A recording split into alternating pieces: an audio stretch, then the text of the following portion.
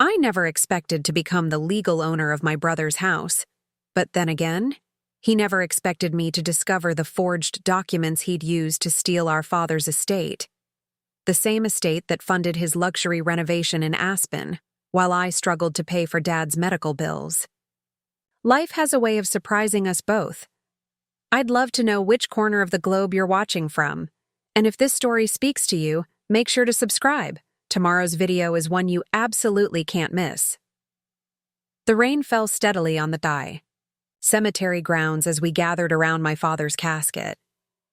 Stanley Mercer had been a titan in Denver's construction industry, building Mercer Development from nothing into a regional powerhouse. Now, at 82, he was being laid to rest beside my mother, who had passed 15 years earlier. I stood under my umbrella, watching my older brother Grant shake hands with the many business associates and friends who had come to pay their respects. At 45, Grant had the confident posture and custom suit of someone who believed he belonged among Denver's elite. 3 years my senior, he had always been the favored child, the son who followed in our father's footsteps, joining the family business right after college, while I pursued a career in architectural engineering with firms outside the family empire. "Your father was a visionary," murmured Howard Blackwell, Dad's longtime attorney, as he stood beside me. "Denver's skyline wouldn't be the same without him."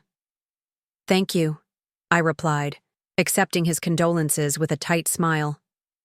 The truth was more complicated. Dad had indeed transformed parts of Colorado with his commercial developments, but his legacy within our family was far more complex.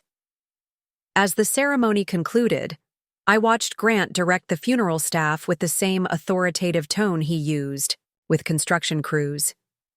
He'd been handling most of the arrangements, as he'd been handling most of Dad's affairs for the past few years as his health declined.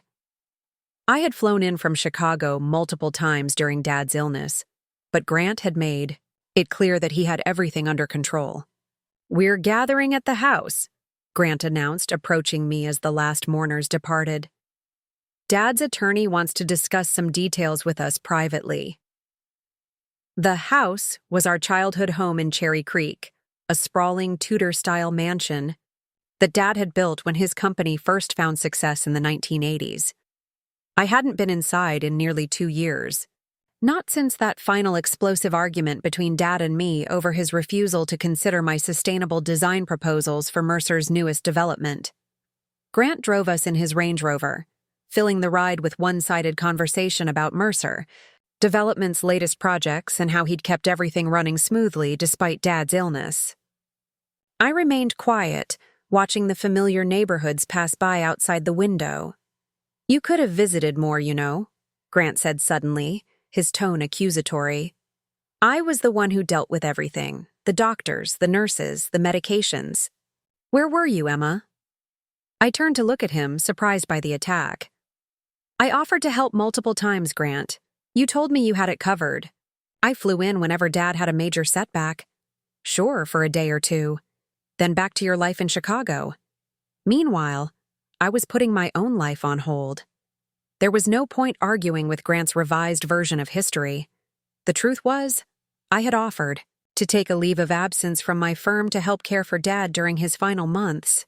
Grant had dismissed the idea, insisting that I would just get in the way of the care system he had established. The Cherry Creek mansion looked exactly as I remembered, imposing and traditional, with the immaculate landscaping Dad had always insisted upon. As we pulled into the circular driveway, I noticed several expensive cars already parked there. Grant had invited the inner circle back to the house, apparently. Inside, the home smelled of lilies and catering. Grant's wife, Melissa, was directing staff in the kitchen while their twin teenage daughters sat scrolling on their phones in the living room, looking bored in their black dresses. "Howard wants to meet us in Dad's study in 15 minutes, Grant informed me, checking his watch.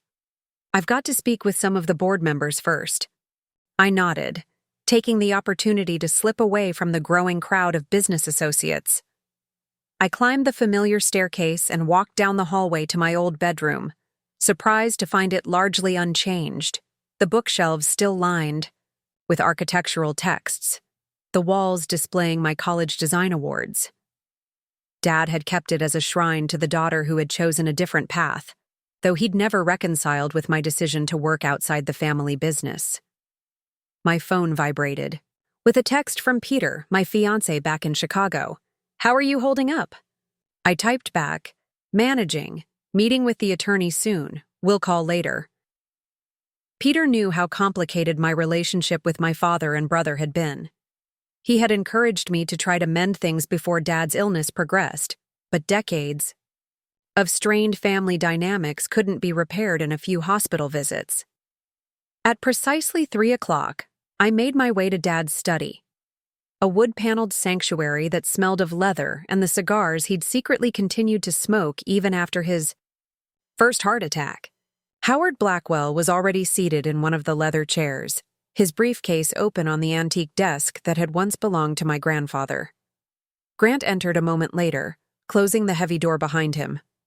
"Thank you both for meeting with me today," Howard began, his voice carrying the formal tone of someone who had delivered this speech many times over his 40-year career. "I know this is a difficult time, but Stanley was very specific about how he wanted his affairs handled. I sat quietly, expecting the usual proceedings. Dad had always been meticulous about his business, and I assumed his personal affairs would be no different." Grant sat forward in his chair, an almost imperceptible smile playing at the corners of his mouth. "Before I begin the formal reading, I want to express personally what an honor it has been to serve as Stanley's attorney and friend for nearly 4 decades. He was not only a visionary businessman, but a man of principle." Grant nodded solemnly. "Dad always spoke highly of you." "Howard." I remained silent, thinking of the many principles my father and I had disagreed on over the years, particularly his resistance to environmentally sustainable building practices and his outdated views on women in construction management. Howard removed several documents from his briefcase and adjusted his reading glasses. "Now to the matter at hand. This is the last will and testament of Stanley Edward Mercer, revised and signed 6 months ago, with myself and Dr. James Wilson as witnesses." Grant shifted slightly in his seat, and I noticed a flash of something, surprise perhaps, cross his face. "6 months ago?" he asked. "I thought Dad's will was updated last year." Howard looked at Grant over his glasses. "This is the most current document, signed and notarized on January 12th of this year." January 12th. I mentally calculated that was just after my last visit, when Dad had been hospitalized for pneumonia. I remembered sitting with him for hours while he drifted in and out of sleep.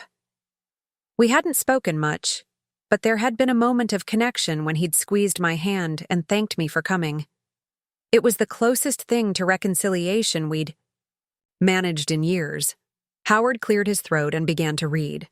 "I, Stanley Edward Mercer, being of sound mind, declare this to be my last will and testament." The legal preamble continued as expected, with Howard's measured voice filling the quiet study. Grant maintained his composed expression, though his fingers tapped rhythmically against the arm of his chair, a nervous habit I recognized from childhood. "Regarding my business interests," Howard continued, "my 70% ownership stake in Mercer Development Corporation shall be divided as follows: 20% to my son, Grant William Mercer, in addition to the 15% he currently holds, bringing his total ownership to 35%. Grant's tapping stopped abruptly. "That can't be right," he interrupted. "Dad promised me controlling interest."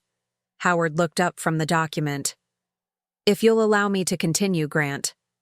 An additional 20% shall be placed in a voting trust for the benefit of my grandchildren, with voting rights exercised by the board of directors until each grandchild reaches the age of 30, Howard read. Grant's face had begun to redden.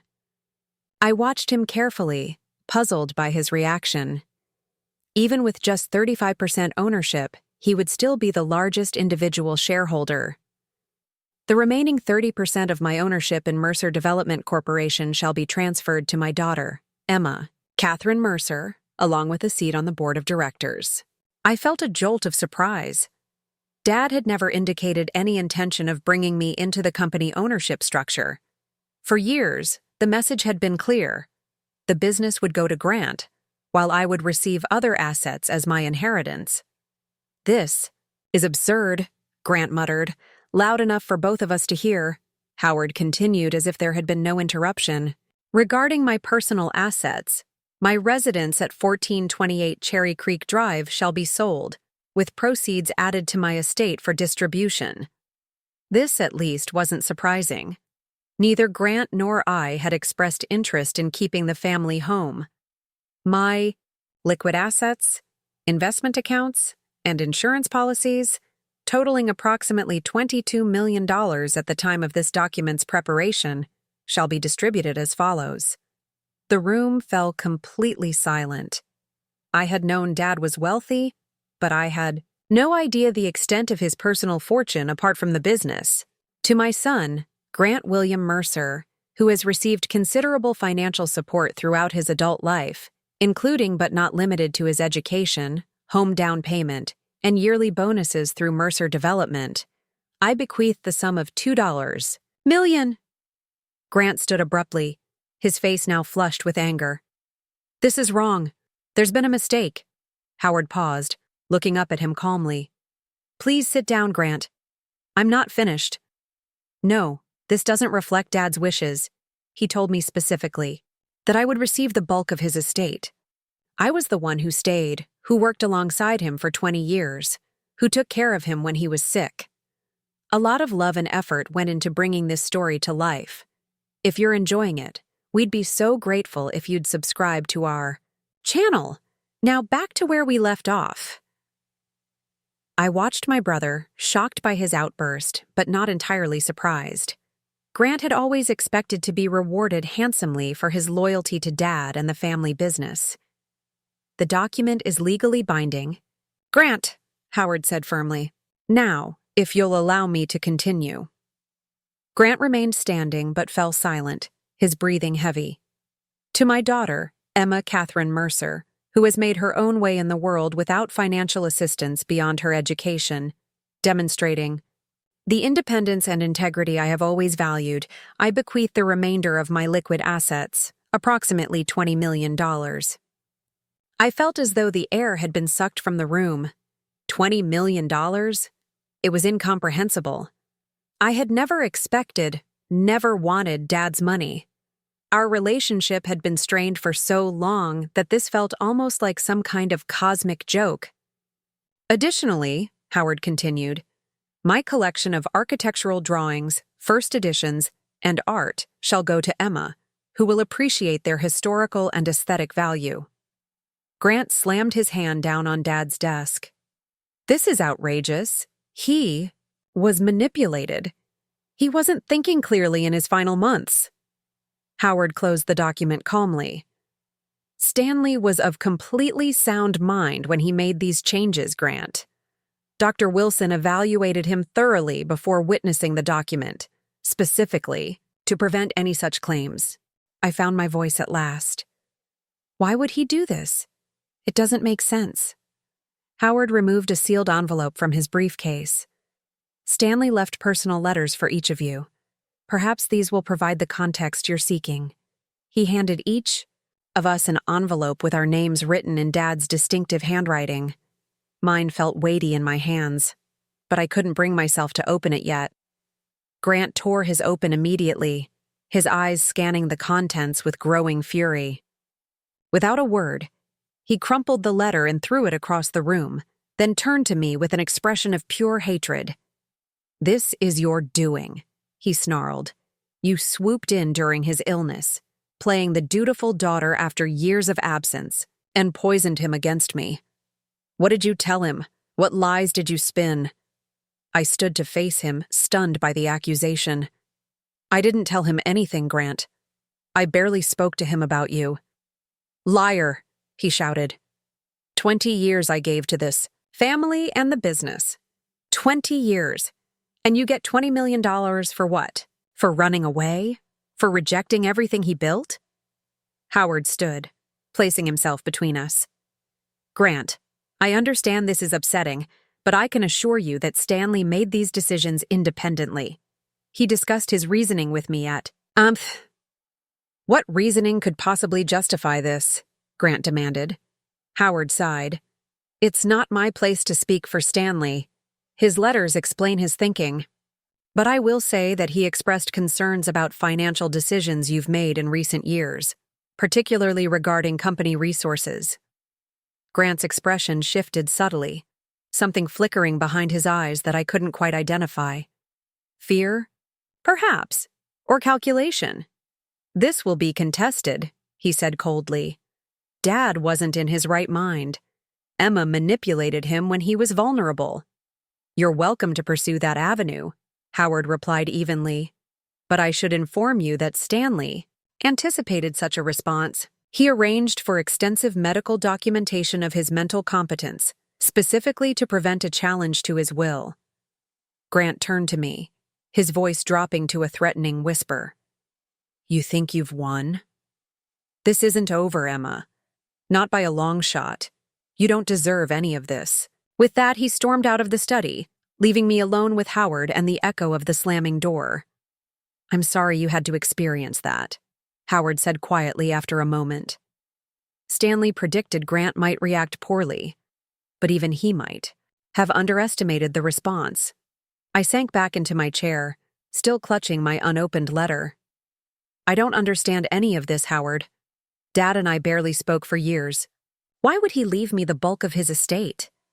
Howard gathered his documents, his expression thoughtful. Your father was a complicated man, Emma. He wasn't always good at expressing his feelings, but he paid attention, more than you might have. Realized. To what? My life in Chicago? My work with other firms? Among other things, Howard replied cryptically. I think his letter will explain better than I can. But I will say this. Stanley was not a man who made financial decisions lightly or emotionally. Whatever his reasons, they were considered carefully. As Howard prepared to leave, he handed me a thick folder. These are the details of the accounts and assets now in your name. The transfers have already been initiated, as per Stanley's instructions. You'll need to sign some additional paperwork. In the coming days. I accepted the folder numbly. What about the company?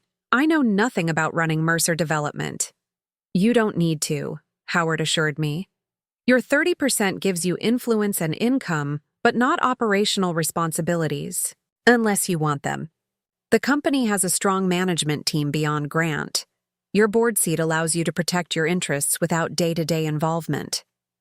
After Howard left, I remained in Dad's study, surrounded by the artifacts of his life, photographs of construction projects, industry awards, the scale models of buildings that had defined his career. I ran my fingers over his desk, thinking of the countless hours he had spent here, building his empire.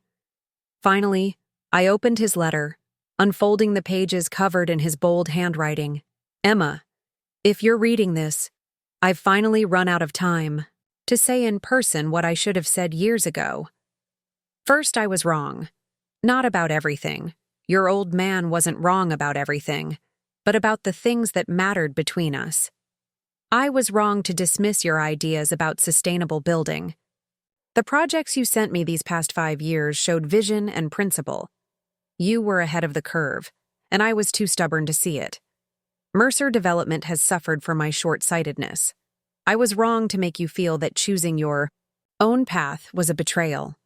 The truth is, I've watched your career with pride, though I never told you. The Johnson Tower in Chicago, I flew out to see it when it opened. Your integration of environmental systems with classical design elements was brilliant. I stood in the lobby for an hour thinking, my daughter built this. Most importantly, I was wrong about Grant. For years, I believed keeping the company in loyal hands was what mattered most. I failed to see what that loyalty was costing both the business and our family. The financial audit I ordered last year revealed what I should have recognized sooner. Grant has been systematically diverting company resources for personal use. while making increasingly risky business decisions that threaten everything we've built. The details are in the private audit report Howard will provide separately, but the short version is this. Grant has embezzled over $3.8 million from Mercer Development over the past decade, hidden through a series of shell companies and falsified contracts.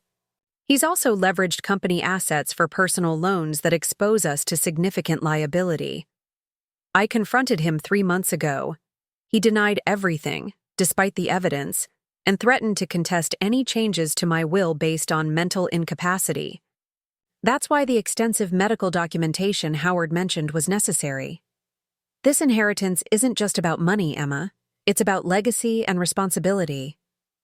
I'm entrusting you with the future of Mercer Development because, despite our differences, you've demonstrated the integrity and vision the company needs. The board is unaware of the full extent of Grant's actions. I wanted to protect the company's reputation and give him a chance to make amends. That chance is now in your hands. The audit information gives you leverage, should you need it. I have failed as a father in many ways, but perhaps this final act will begin to make amends. Know that I have always loved you, even when I couldn't. Show it properly. Your father, Stanley Mercer. I read the letter 3 times, tears blurring my vision. All those years of silence and conflict, and this was how Dad chose to communicate his most important truths. After he was gone, when I could no longer respond or reconcile in person. The revelation about Grant was shocking, but not entirely surprising. There had always been whispers about his lavish lifestyle, exceeding even his generous compensation as COO of Mercer Development. His recent purchase of a vacation home in Aspen and his wife's increasingly extravagant jewelry had raised eyebrows even among Denver's wealthy elite. I slipped the letter into my bag and finally left the study, making my way downstairs. The house had mostly emptied of mourners, but I could hear Grant's raised voice coming from the kitchen. He was on the phone, his tone urgent and angry. "I don't care what it takes," he was saying. "The will is clearly invalid. Get the paperwork started immediately." I stepped into the doorway and he looked up, ending his call abruptly. "Enjoying your windfall?" he asked bitterly. "Grant, we need to talk about what Dad discovered," I said quietly. "I know about the audit." His expression changed, a flicker of panic quickly masked by defiance. "I don't know what you're talking about." "The shell companies, the diverted funds. Dad knew everything." Grant advanced toward me, lowering his voice. "Listen carefully, Emma. You're way over your head. Take your millions and go back to Chicago. Stay out of company business, or you'll regret it." "Is that a threat?" "It's reality," he replied coldly. "You know nothing about Mercer Development or what it takes to keep it running. I've given my life to this company while you played at being an architect in another city. You think you can waltz in now and take control? You have no idea what you're up against." Before I could respond, Melissa appeared in the doorway, her perfect composure showing signs of strain. "Grant, people are asking where you've gone." He straightened his tie, transforming instantly back into the grieving but dignified son. "We'll continue this discussion later," he said to me, then turned and followed his wife back to the remaining guests. I stood alone in the kitchen, my father's letter weighing heavily in my bag and Grant's threat ringing in my ears. This inheritance wasn't just money, it was a reckoning decades in the making, and it was clear that Grant had no intention of accepting the new reality without a fight. My phone buzzed with another text from Peter. "How did it go?" I typed back. "Everything has changed. I'll explain when I call. Staying in Denver longer than planned." I had come to bury my father and say a final goodbye to the complicated relationship we'd shared. Instead, I found myself at the beginning of a battle I never wanted, a battle for the truth, for justice, and for the legacy of the Mercer name. What I didn't realize then was just how far Grant would go to maintain his position and hide his crimes. The veiled threat in the kitchen was just the opening move in what would become a calculated campaign to destroy me and take everything our father had built. The morning after the funeral dawned with unexpected clarity, both in the Colorado sky and in my mind. I had spent a restless night at the Magnolia Hotel downtown, unable to face staying in my childhood bedroom under the same roof as Grant. Sleep had come in fitful bursts, interrupted by fragmented dreams of my father and the weight of his unexpected legacy. By 7 a.m., I was seated in the hotel's restaurant with my laptop open, a half-empty coffee cup at my elbow, and the thick folder Howard had given me spread across the table. The magnitude of what I was facing had begun to sink in. Not just the money, though $20 million was difficult to comprehend, but the responsibility that came with it, particularly my new role at Mercer Development.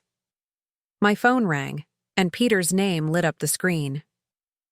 "You sound exhausted," he said after I answered. "I haven't really slept," I admitted, rubbing my eyes. "Everything's a mess, Peter. Grant is threatening to contest the will, and I discovered he's been embezzling from the company for years." "Jesus, Emma, that's a lot." Peter's measured tone was one of the things I most valued about him. As a structural engineer, he approached problems methodically, breaking them down into manageable components. "What are you going to do?" "I'm meeting with Howard in an hour to go over the audit details. Then I need to decide whether to confront Grant directly or take the evidence to the board." "Be careful," Peter warned. "If he's been stealing for years, he's got a lot to lose. People get desperate when cornered." After promising to call him later, I returned to reviewing the account statements. The numbers were staggering. Not just the inheritance, but the value of my new company shares. Mercer Development was worth approximately $140 million according to the most recent valuation, making my 30% stake worth around $42 million on paper. Grant's financial maneuvers, detailed in the summary sheets, showed a sophisticated scheme of falsified vendor contracts, inflated project costs, and phantom consultants, all funneling money into shell companies he controlled. It was the work of someone who believed they would never be caught, or at least never held accountable. At 9 a.m. sharp, I entered the gleaming downtown offices of Blackwell & Associates. Howard's assistant showed me immediately to a conference room where Howard was waiting alongside a younger man with sharp eyes and a serious expression. "Emma, this is Marcus Taylor, our forensic accountant who conducted the audit for your father," Howard said, gesturing to the younger man. "He can answer any technical questions about Grant's financial activities." "It's extensive," Marcus said without preamble, sliding a bound report across the table. "Your brother created an elaborate system of financial diversions dating back nearly 8 years." I flipped open the report, confronted with flowcharts showing money moving through a maze of entities with innocuous names like Summit Consulting Group and Alpine Resource Management. "He used his position as COO to approve these fake contracts?" I asked, trying to understand the mechanics. Marcus nodded. "And in some cases created real contracts with legitimate vendors but inflated the costs, pocketing the difference.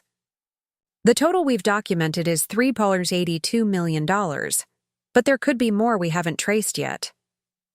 "Why didn't Dad go to the authorities when he found out?" I asked Howard. The attorney's expression softened. Stanley was deeply conflicted. Despite everything, Grant was his son. He wanted to handle it privately, give Grant a chance to make amends. When Grant denied everything and became threatening, Stanley decided to change his will instead, limiting the damage Grant could do moving forward. I thought about the note Dad had left me. So many wasted years of silence and misunderstanding. "Grant won't accept this," I said. "He made that clear yesterday. He'll fight the will and try to maintain control of the company." "We anticipated that," Howard replied. "That's why I've prepared these." He opened a folder containing legal documents, preliminary injunctions and restraining orders to prevent Grant from accessing company accounts or making major decisions without board approval. During any litigation, these are ready to file the moment Grant takes any action to contest the will or interfere with company operations. Howard explained. They include the audit findings as justification. I hesitated. The weight of what this would mean sinking in. Filing these would publicly expose Grant's crimes, destroying his reputation and possibly sending him to prison. Despite our differences, he was still my brother. The brother who had taught me to ride a bike, who had defended me from bullies in elementary school before ambition and our father's expectations had twisted him. Is there any other way? I asked. Some arrangement where he steps down quietly, repays what he took? Howard exchanged glances with Marcus. That would be your decision as a major shareholder. But Emma, you should know that people who engage in this level of financial deception rarely stop voluntarily. The mindset that justifies taking $3.8 million doesn't suddenly develop ethical boundaries. As I left Howard's office an hour later, my mind was churning with options and implications. I had agreed to hold off on any legal filings until I had a chance to speak with the company's board, and ideally, with Grant himself. Howard had reluctantly agreed, but prepared all necessary paperwork for immediate filing if needed. I decided to visit Mercer Development's headquarters, a stunning glass and steel tower that Dad had built as his crowning achievement a decade ago. I had contributed to some of the initial design concepts while still in graduate school, though my sustainable energy recommendations had been largely ignored in the final construction. The receptionist's eyes widened when I approached the front desk. Ms. Mercer, we weren't expecting you. News of the will had clearly already circulated through the company. I wondered what version employees had heard. Grant's, no doubt. I'd like to see the executive floor, I said, feeling strange having to request access to a building that I now partially own. Of course, she replied, quickly printing a visitor badge.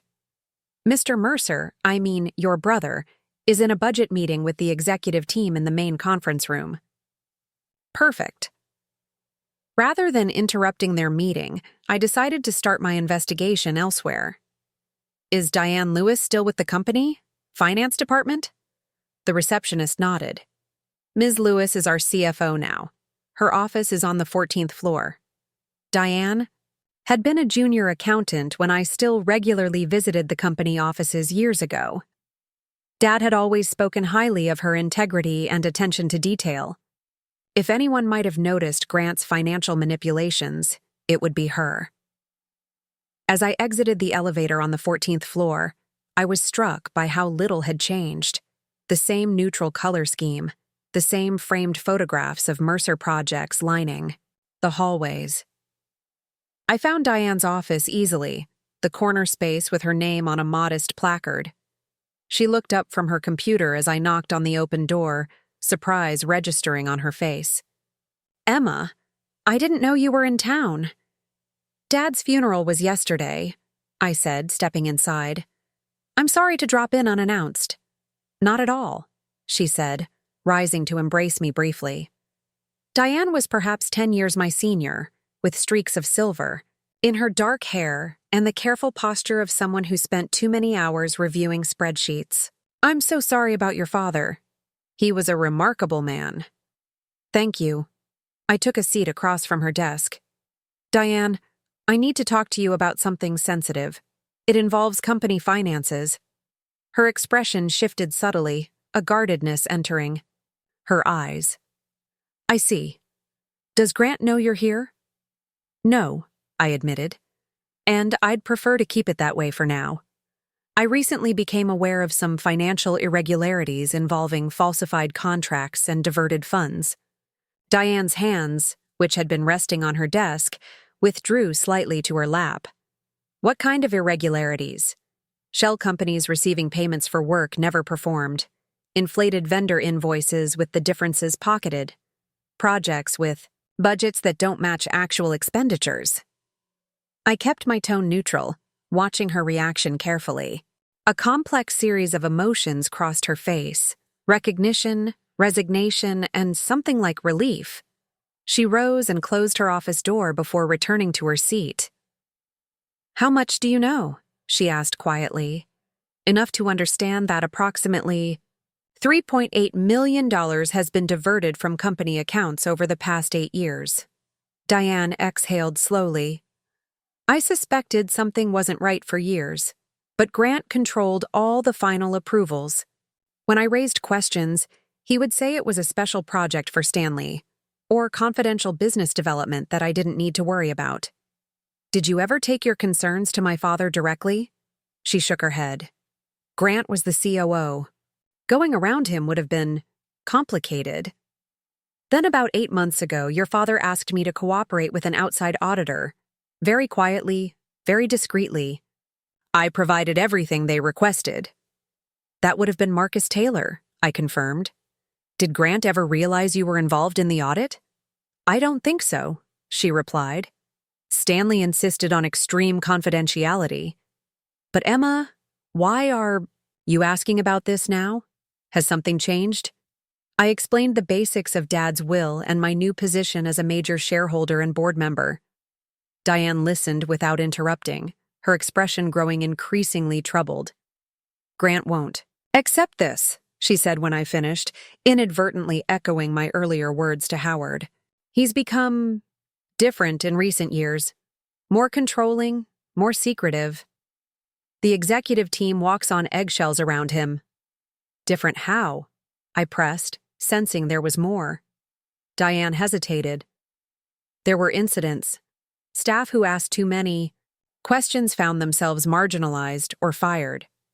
Project managers who questioned budget allocations were removed from key developments. Grant created a climate where loyalty matters more than competence or ethics." This aligned with what Dad had written in his letter. The company culture had shifted under Grant's leadership, moving away from the meritocracy Dad had always championed, imperfect though it had been. "I need allies, Diane," I said directly.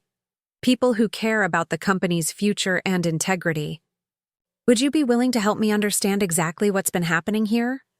She studied me for a long moment. "You're very different from your brother," she finally said. "You remind me of Stanley in his better moments. Direct but fair. What exactly are you planning to do?" "I'm still figuring that out," I admitted. "But whatever happens, Mercer Development needs to return to solid ethical footing." Diane opened her desk drawer and removed a flash drive, placing it between us on the desk. I kept copies of everything I gave the auditor, plus some additional observations I've made since then. Grant doesn't know this exists. I reached for the drive, but Diane placed her hand over mine, stopping me. "Before you take this, you should understand what you're up against," she said gravely. "Grant has cultivated unwavering loyalty from certain executives who have benefited from his management style. The head of operations, Jason Mills, and the marketing director, Stephanie Carson in particular. They won't welcome your intervention." "Noted," I said, taking the drive when she released my hand. "Is there anyone else I should talk to? Someone who might have relevant information?" Diane considered the question. "Trevor Williams in legal. He's new, joined about 6 months ago. I've noticed him asking questions about some of the contracts I flagged as suspicious. He seems like someone with a strong ethical compass." Our conversation was interrupted by Diane's desk phone. She answered, listened briefly, then looked up at me with alarm. "He's coming down here now," she said after hanging up. "Grant, someone told him you're in the building." I stood quickly. "I should go. I don't want to put you in a difficult position." "Too late for that," she said with a grim smile. "Use the service elevator at the end of the hall. It will take you to the parking garage. And Emma, be careful. Your brother isn't the same person you grew up with." I slipped out of Diane's office and down the hallway, turning the corner just as I heard the main elevator doors open and Grant's voice carrying down the corridor. "Where is she? Sarah at reception said she came up to this floor." The service elevator arrived just in time, and I descended to the parking garage without being spotted. As I drove away from Mercer Tower, my mind was racing with new information and growing concern. Grant's financial crimes were just the surface of a deeper rot within the company culture, one he had deliberately cultivated to protect himself and reward loyalty over integrity. Back at my hotel, I inserted Diane's flash drive into my laptop. It contained hundreds of documents, emails, financial records, contract discrepancies, and budget anomalies, all meticulously organized and annotated with Diane's observations.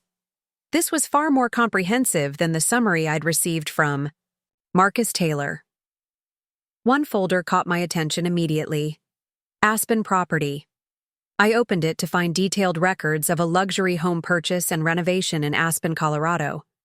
The documentation revealed that while Grant had bought the property personally, much of the $2.1 million renovation had been covertly funded through Mercer development channels, falsified contractor invoices for company projects, with the actual work being done on Grant's vacation home. I was still reviewing these files when my phone rang, an unfamiliar Denver number. "Is this Emma Mercer?" a male voice asked when I answered. "Yes, who's calling?" "Trevor Williams from Mercer Development's legal department. We haven't met, but Diane Lewis suggested I contact you urgently. Do you have a few minutes to talk?" "Not over the phone." I hesitated, remembering Diane's mention of Trevor as a potential ally. "How do I know this isn't some play by my brother?" A short laugh. "Fair question. Diane said you'd be cautious. She told me to tell you that the Summit Consulting invoices are the cleanest examples of fraud. Does that help?" It was specific information from my conversation with Diane that Grant wouldn't know. Where and when? Washington Park in an hour? By the boat pavilion. I'll be wearing a red Northwestern Law sweatshirt. 90 minutes later, I was sitting on a park bench beside Trevor Williams, a serious-looking man in his early 30s with close-cropped hair and intense eyes.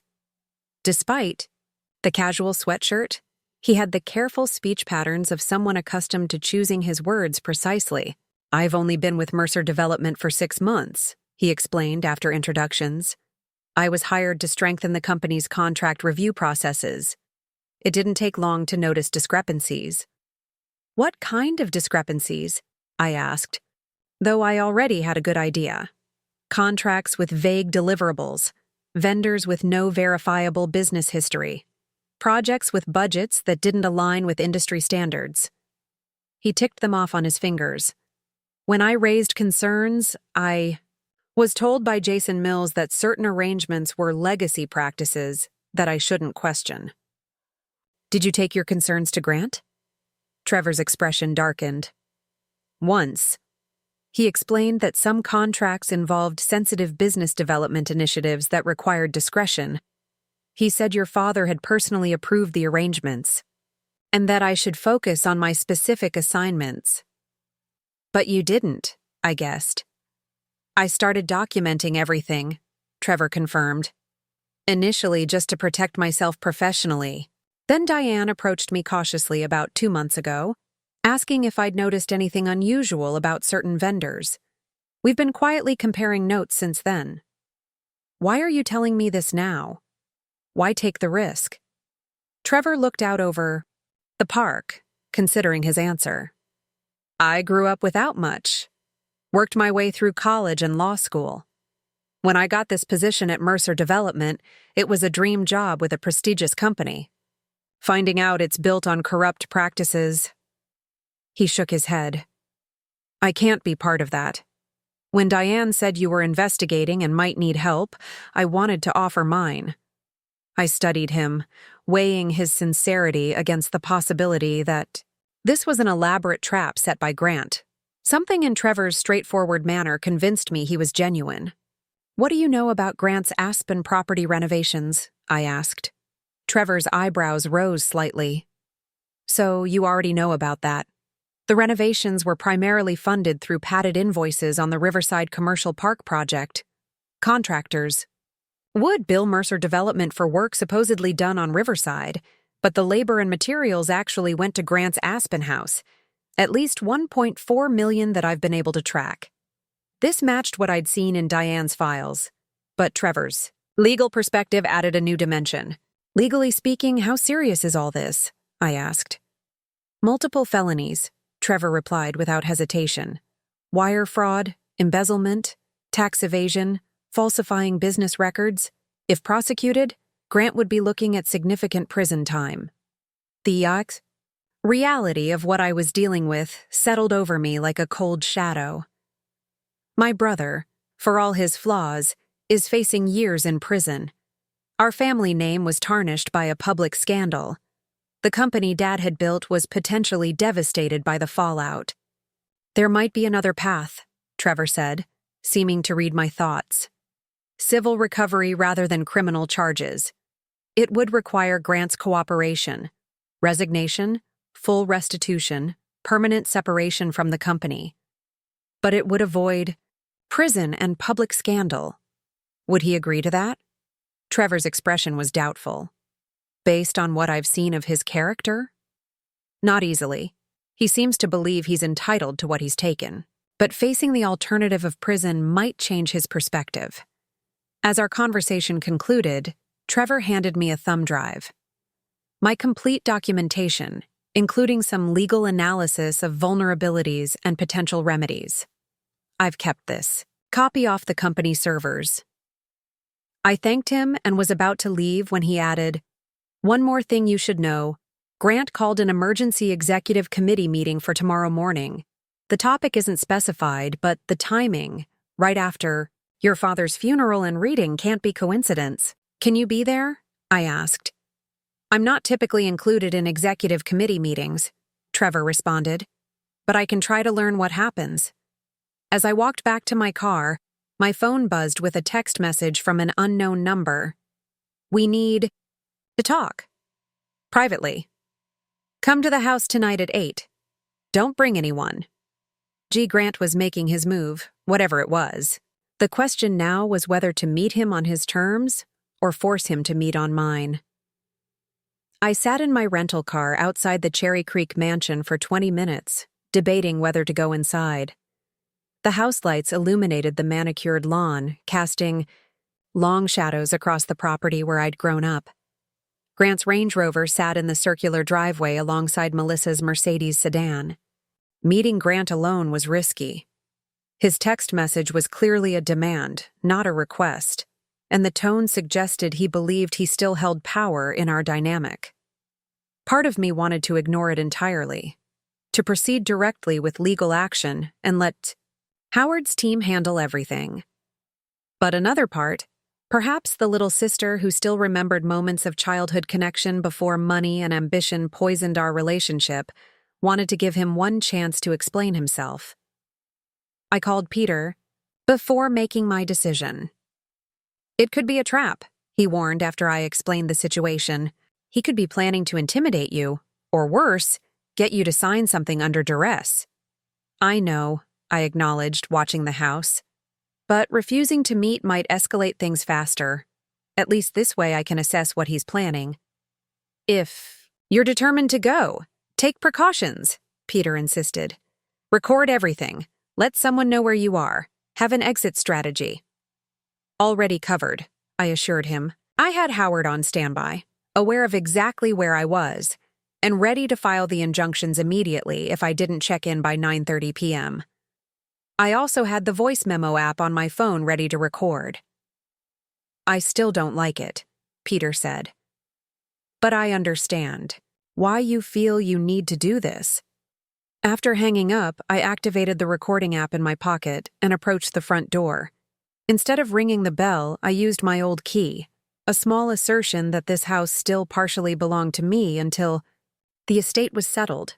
The foyer was eerily quiet. The post-funeral flowers had begun to wilt, their perfume turning slightly sickly in the warm house. I followed the sound of ice clinking in a glass to Dad's study, where I found Grant seated in our father's leather chair, a tumbler of whiskey in his hand. He looked up as I entered, his expression unreadable. "You still have a key?" he observed flatly. Dad never asked for it back, I replied, remaining standing despite the empty chair across from him. Where's Melissa? The girls? Staying with her mother tonight. Grant took a long sip of his drink. I thought it best we speak privately. I nodded, saying nothing, waiting for him to show his hand first. You've been busy today, he finally said. Visiting the company offices. Meeting with Diane Lewis, having secretive park bench conversations with Trevor Williams. His tone was casual, but the message was clear. He had people watching me. You've been busy for years, I countered. Creating shell companies, diverting company funds, using corporate resources to renovate your vacation home. Grant's jaw tightened momentarily before he forced a laugh. Is that what Dad told you? What a convenient narrative to justify cutting me out after 20 years of loyalty. It's not what Dad told me. It's what financial records show. Bank transfers, falsified contracts, inflated invoices. The paper trail is extensive, Grant. He set his glass down carefully. Let me explain something to you, Emma. Running a company of this size requires flexibility, creative accounting. Dad understood that. It's how he built Mercer Development in the first place. Dad never stole from his own company. I didn't steal. Grant's composure cracked slightly. I created value far beyond what I took. The company's value has doubled under my leadership. Those were performance bonuses I earned but couldn't officially take because of tax implications. The audacity of his rationalization was stunning. Those are felonies, Grant. Wire fraud, embezzlement, tax evasion. A flicker of uncertainty crossed his face, quickly masked. That's absurd. No prosecutor would pursue this. It would be impossible to prove criminal intent. The documentation suggests otherwise, including emails where you specifically instructed contractors to falsify invoices. Grant studied me in silence for a moment, recalibrating. What do you want, Emma? Money? Is that it? Name your price to make this go away. I don't want your money, I said truthfully. I want to protect the company Dad built. I want to honor his legacy. By destroying his son? Grant stood, moving around the desk toward me. By dragging the Mercer name through a public scandal? That's how you'll honor his legacy? I stood my ground as he approached. There's another option. Resign from the company. Make full restitution. Walk away clean without criminal charges. He laughed harshly. You're offering me mercy? After swooping in during Dad's final months and manipulating him into changing his will? I didn't manipulate anyone. Dad ordered the audit on his own. Convenient timing, though, wasn't it? Just when you decided to start playing the dutiful daughter again. Grant paced before the bookshelves, agitation evident in his movements. I was here every day. Every doctor's appointment. Every treatment. Where were you when he was suffering? I refused to be baited into that argument. This isn't about who visited more, Grant. It's about $3.8 million in stolen funds and systematic financial fraud. He stopped pacing and turned to face me, his expression suddenly calculating. You haven't shown these alleged findings to the board yet, have you? Or filed any legal actions? Not yet, I admitted. I wanted to speak with you first. How considerate. His tone dripped with sarcasm. Well, let me share something with you, dear sister. While you've been playing detective, I've been securing my position. He picked up a folder from the desk and held it out. Take a look. I accepted the folder cautiously and opened it to find proxy statements, dozens of them, from shareholders of Mercer Development. What is this? I asked, though I was beginning to understand. Support, Grant said simply. I've spent the day meeting with every significant minority shareholder, the people who hold the remaining 15% that isn't controlled by our family. They've all agreed to vote their shares with me at tomorrow's emergency board meeting. I quickly calculated the math. Grant's 35% plus the 15% from minor shareholders would give him 50%. My 30% plus the 20% in trust for his children added to 50% as well. A deadlock, I observed. Not quite, Grant replied with a cold smile. Because I'm also the legal guardian and trustee for my children's shares until they turn 30. Dads may have placed their shares in trust, but as their father, I control the voting rights. If true, this would give Grant effective control of 70% of the company, more than enough to maintain his position regardless of what Dad's will had specified. That can't be right, I said, though doubt crept into my voice. Dad's will, specifically, placed those shares in a trust with the board controlling voting rights. A provision that conflicts with the existing shareholder agreement, Grant countered, which clearly states that in the event shares are transferred to minors, voting rights are exercised by their legal guardian until age of majority. Corporate ITU law trumps his will in this case. I stared at him, mind racing. Was he bluffing? Would Howard have missed something this fundamental in preparing Dad's estate plan? I've already filed the appropriate documentation, Grant continued, clearly enjoying my uncertainty. Tomorrow's board meeting will confirm my position as CEO and sole decision-maker for Mercer Development, after which your so-called evidence becomes irrelevant. The criminal acts don't disappear just because you control the board, I pointed out. No, but the company won't cooperate with any investigation.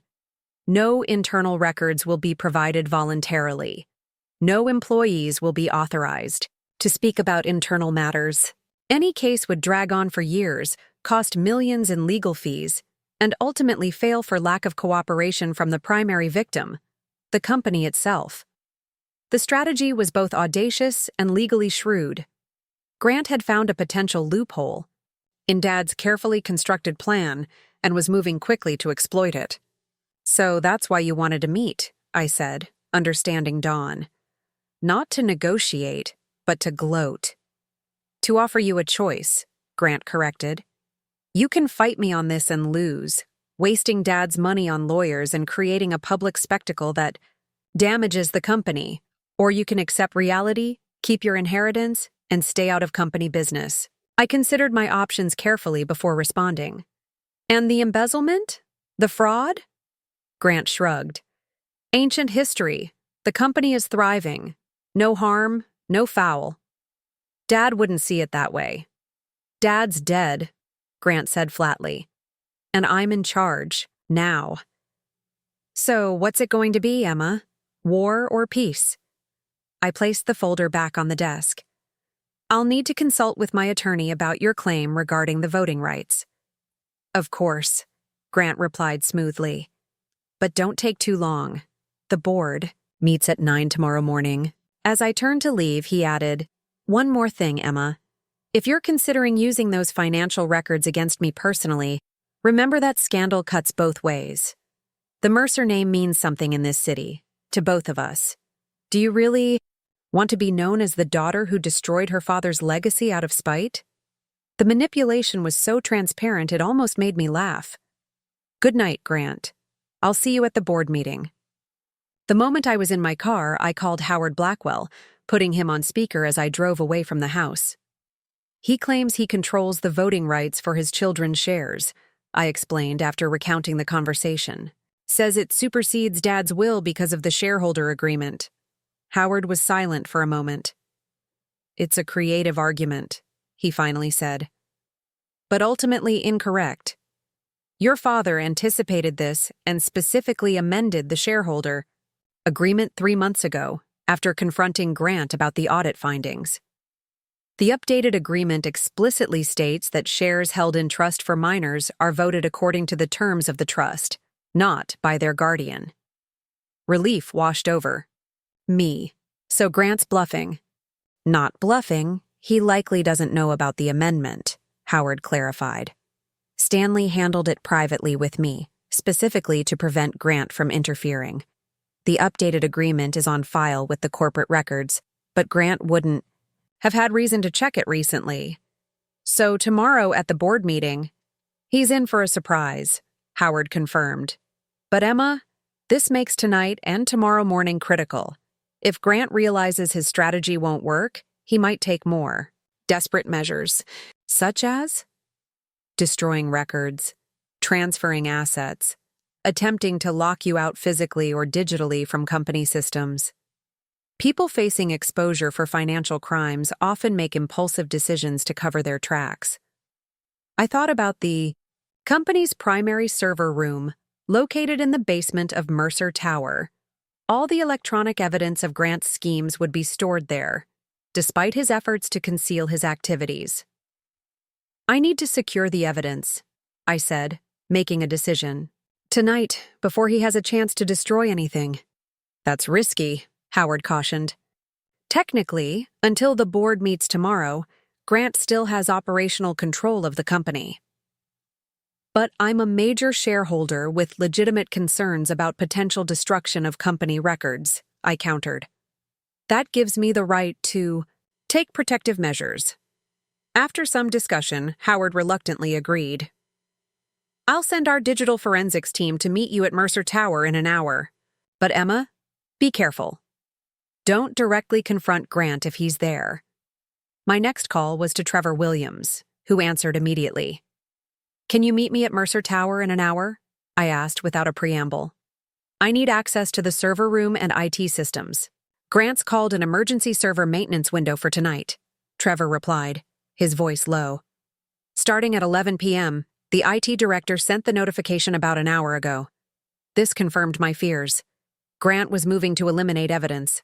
That's why I need to get there first, I explained. Grant is planning to control tomorrow's board meeting, but it won't work. He doesn't know about changes Dad made to the shareholder agreement. When he realizes that, he'll destroy the evidence, Trevor finished. I'll meet you at the service entrance on the west side. I have access codes. By 10:30 p.m., I was standing in the shadow of Mercer Tower with Trevor, Howard's digital forensics expert Alicia, and two members of Howard's legal team. The building was mostly dark, with only security lighting illuminating the lobby. Security does hourly rounds, Trevor explained as he led us to a service door. But they don't typically check the executive floors or server room unless there's an alarm. He swiped his access card and entered a code, and the door clicked open. We moved quickly through the service corridor to a freight elevator that would take us directly to the basement. Once we're in the server room, how long will you need? I asked Alicia. Depends on how their systems are configured, she replied. But with the right access, I can clone the key financial databases and email servers in about 40 minutes. Trevor nodded. I can get you administrator access. Part of my job involves legal holds on electronic records during litigation, so I have the necessary credentials. The basement was cool and hummed with the sound of equipment. Trevor led us through a series of corridors to a heavy door marked Server Room, Authorized Personnel Only. He swiped his card again and entered another code, then placed his palm on a biometric scanner. They take security seriously, I observed. Financial records, client data, project specifications, the company's entire operational history is stored here, Trevor explained as the door opened. Worth millions in the wrong hands. The server room was a stark contrast to the warm wood and soft lighting of the executive floors, all steel, glass, and blinking lights, with a constant mechanical hum and chilled air that made me glad I'd worn a jacket. Alicia immediately set up her equipment at a workstation while Trevor logged in with his credentials. We need to focus on the financial systems first, I instructed. Accounts payable records, vendor contracts, wire transfer authorizations, everything related to the shell companies in the audit report. Alicia nodded, fingers flying across the keyboard. I'm creating a complete forensic image of their financial database. After that, we'll tackle email servers, particularly Grant's communications with these shell companies. One of Howard's legal associates was documenting everything with photographs and detailed notes, establishing a chain of custody for any evidence we collected. The other was reviewing our actions against a checklist Howard had prepared to ensure we stayed within legal boundaries. Trevor suddenly tensed beside me. Someone else just logged into the system remotely. Alicia glanced at her screen. The user ID is Gia Mercer. He's accessing the financial database right now. Can you tell what he's doing? I asked, heart racing. typed rapidly, bringing up a monitoring screen. He's running deletion queries, targeting specific transactions, the ones linked to Summit Consulting and Alpine Resource Management. The shell companies, I confirmed. Can you block him? Not without alerting him to our presence, Trevor cautioned. But we've already captured those records. Let him think he's destroying the evidence. We watched in real time as Grant systematically attempted to erase his tracks, deleting transaction records, contract files, and email backups. What he didn't realize was that we were simultaneously preserving perfect copies of everything he was trying to destroy. He's going to know someone was here, Trevor warned as Alicia continued her work. The system logs will show another user was active during this time. It doesn't matter, I replied. By the time he figures it out, we'll have what we need and the board meeting will be underway. After 45 tense minutes, Alicia finally sat back. Done. We have complete copies of all financial records, emails, contracts, everything related to these transactions, even the records he just tried to delete. As we prepared to leave, Trevor's phone buzzed. He checked the message, his expression darkening. Grant just issued a company-wide security alert. He's claiming there's been a potential data breach, and he's sending security to check the server room. We need to go, now. We quickly gathered our equipment and slipped out the way we'd come in, taking the freight elevator up to the ground floor.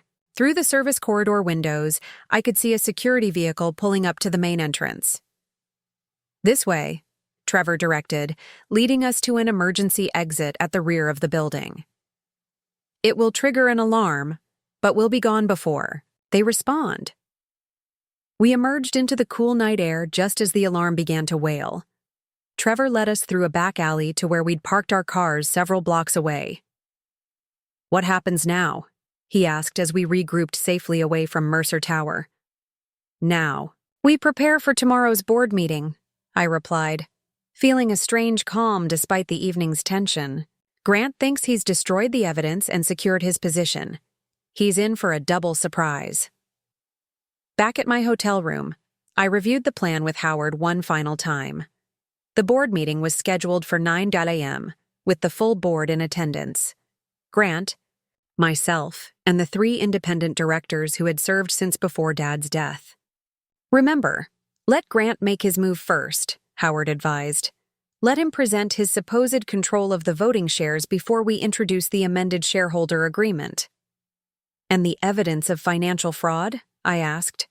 We present it only if necessary, Howard replied. Our primary goal is to secure your position and control of the company according to your father's wishes. The question of how to handle Grant's crimes comes after that. As I prepared for bed, my phone buzzed with a text from Grant. Last chance, back off tomorrow or prepare for mutual destruction. I didn't respond. There was nothing left to say that the board meeting wouldn't resolve. Tomorrow would determine the future of Mercer Development and our family legacy. One way or another. What I couldn't have anticipated was just how far Grant would go when cornered. Or the devastating secret he was preparing to reveal at the meeting. A secret that would force me to question everything I thought I knew about our family. Morning light streamed through the floor-to-ceiling windows of Mercer Tower's top-floor boardroom as I arrived precisely at 8:45 a.m.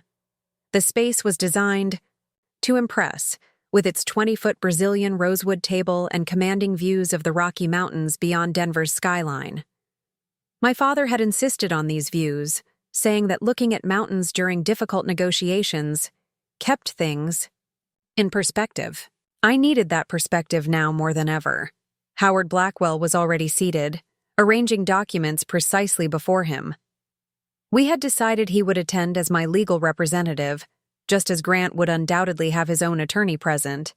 The digital evidence from last night's server room operation was secured on encrypted drives in Howard's briefcase, ready if needed, but not our first line of approach. Sleep at all? Howard asked quietly as I took my seat. Barely, I admitted. You? Litigation preparation is better than caffeine, he replied with a thin smile. Are you prepared for what might happen today? I nodded.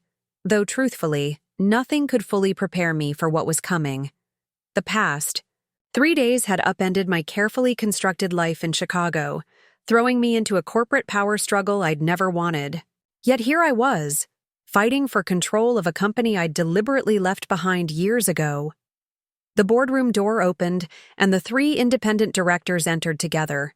Eleanor Winters, a silver-haired banking executive who'd been a close friend of my mother's. James Patterson, a commercial real estate developer who'd partnered with Dad on several projects.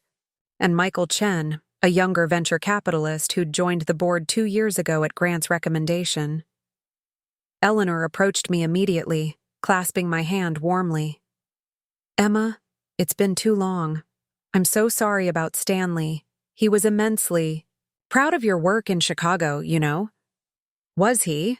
I asked, genuinely surprised. "He kept a file of all your projects," she confirmed. "Showed me the Johnson Tower designs just a few months ago. Said your integration of sustainable systems with classic architecture was the future of the industry." This unexpected glimpse into Dad's private thoughts about my career momentarily disarmed me. There was so much I hadn't known, so many conversations we'd never had. The moment was interrupted as Grant strode in, flanked by a sharp-featured man in an expensive suit whom I recognized as Victor Daniels, one of Denver's most aggressive corporate attorneys. Behind them came Jason Mills, the head of operations, and Stephanie Carson, the marketing director. The executives Diane had warned were firmly in Grant's camp. Grant looked confident, if tired, his usual immaculate appearance slightly compromised by shadows under his eyes that suggested he'd spent much of the night erasing digital evidence of his crimes. He nodded curtly to the board members, his gaze hardening when it reached me. "Quite the dramatic entrance," I observed quietly as he approached. "The loyal lieutenants are a nice touch. Just ensuring all relevant operational perspectives are represented," he replied smoothly. "Since you've suddenly developed such an interest in company management." Eleanor Winters cleared her throat pointedly. "Shall we begin? I believe we have significant matters to address." As the most senior board member, Eleanor took the chairperson's position at the head of the table. Grant and his attorney sat directly opposite me and Howard, with the other directors arranged between us. Jason and Stephanie took seats along the wall, technically present but not at the main table. This emergency meeting was called by Grant. "Mercer," Eleanor began formally. "Grant, please proceed with your agenda."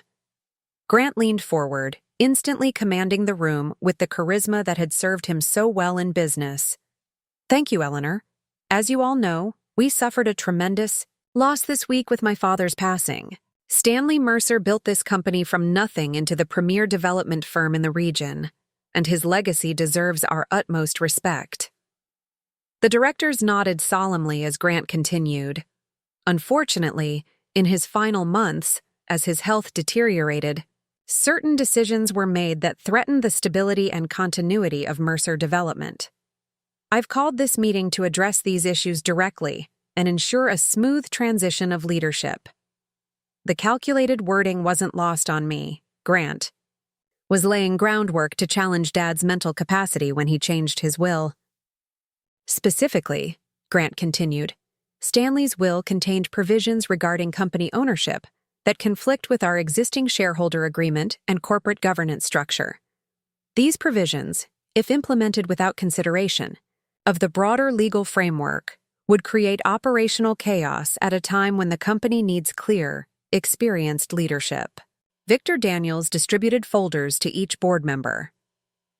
These materials outline the relevant sections of the current shareholder agreement, which clearly establish that in cases where shares are held in trust for minors, voting rights are exercised by their legal guardian, in this case Grant Mercer.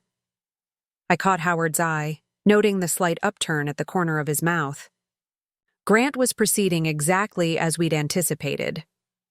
Given these established provisions, Grant concluded, I control 70% of voting shares in Mercer Development, my personal 35%, plus the 20% held in trust for my children, plus 15% in proxy agreements with minor shareholders. I am therefore authorized to appoint myself as CEO and restructure executive management as needed to ensure company stability. Eleanor reviewed the documents thoughtfully. These provisions do appear to be as you describe, Grant. However, she looked up at me. I understand Emma may have a different perspective on this matter. This was the moment we'd prepared for. I nodded to Howard, who removed a thin document from his briefcase. Madam Chair, board members, Howard began, his voice carrying the quiet authority of decades in corporate law. While the provisions Mr. Mbai, Mercer Cities were indeed part of the original shareholder agreement, they were amended by Stanley Mercer 3 months ago in a properly executed and filed update to the corporate bylaws. Howard distributed copies of the amendment, which explicitly stated that shares held in trust for the Mercer grandchildren would be voted by the board of directors as a whole until each child reached the age of 30, regardless of who served, as legal guardian. This amendment was filed with the Colorado Secretary of State on February 18th of this year, Howard continued, and has been part of the official corporate record since that time. Grant's composure faltered visibly as he snatched the document from Victor, who was already flipping frantically through his own copy, searching for any legal vulnerability. This is fabricated, Grant sputtered. It was never presented to the board for approval. It didn't require board approval, Howard countered calmly. As the majority shareholder at that time, Stanley Mercer had unilateral authority to amend the shareholder agreement regarding shares he personally controlled, which included those now held in trust for your children. Michael Chen studied his copy carefully. The documentation appears to be in order, legally filed and notarized. I had no knowledge of this amendment, but it seems Stanley deliberately kept it private. A provision made without proper disclosure to affected parties could be challenged, Victor argued, rallying quickly, especially given Stanley's declining health and questionable capacity during this period. Stanley Mercer was evaluated by 2 independent physicians the week before executing this amendment, Howard responded, producing additional documentation. Their assessments, which I've included here, confirm he was of completely sound mind and under no undue influence. The room fell silent as the implications sank in. Grant's strategy had just collapsed. Without control of his children's shares, he commanded only 35% of the company's voting rights, compared to my 30%, plus the board-controlled 20% trust shares. Eleanor broke the silence.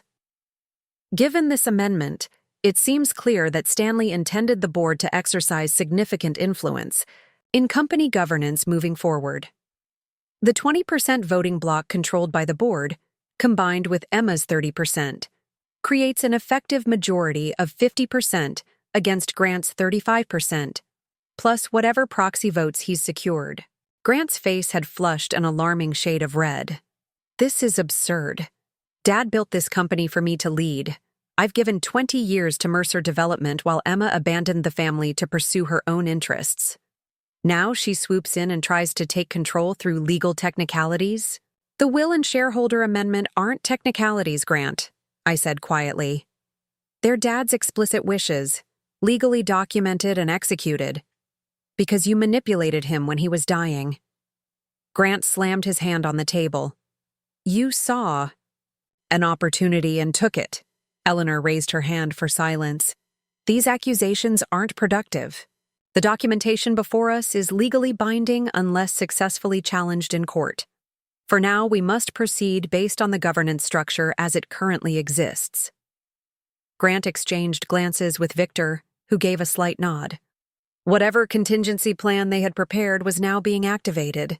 Before we proceed, there's another matter the board should be aware of, Grant said, his voice dropping to a more controlled tone. Information that directly impacts Emma's suitability to influence company decisions. I tensed, remembering the cliffhanger threat from the previous night about a devastating secret. Grant nodded to Stephanie, who distributed another set of folders to the board members. These documents reveal a direct conflict of interest that Emma Mercer failed to disclose. Her architectural firm in Chicago, Reed and Mercer Partners, has been actively pursuing contracts with Thompson Development Group, Mercer Development's largest competitor in the Denver market.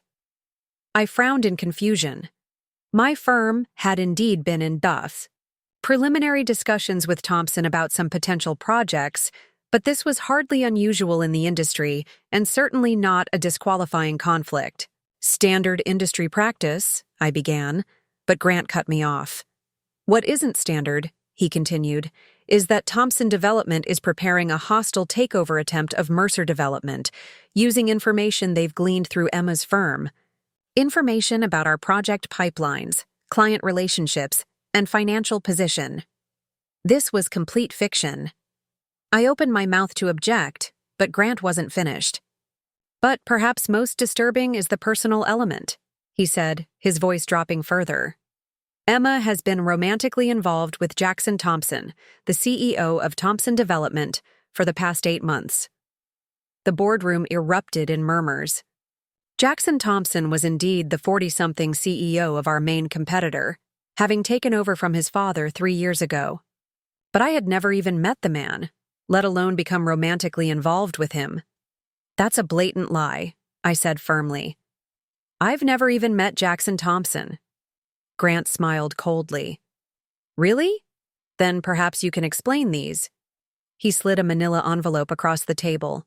With growing dread, I opened it to find photographs, professional surveillance shots showing a woman who looked remarkably like me entering a Chicago restaurant with a man I assumed was Jackson Thompson.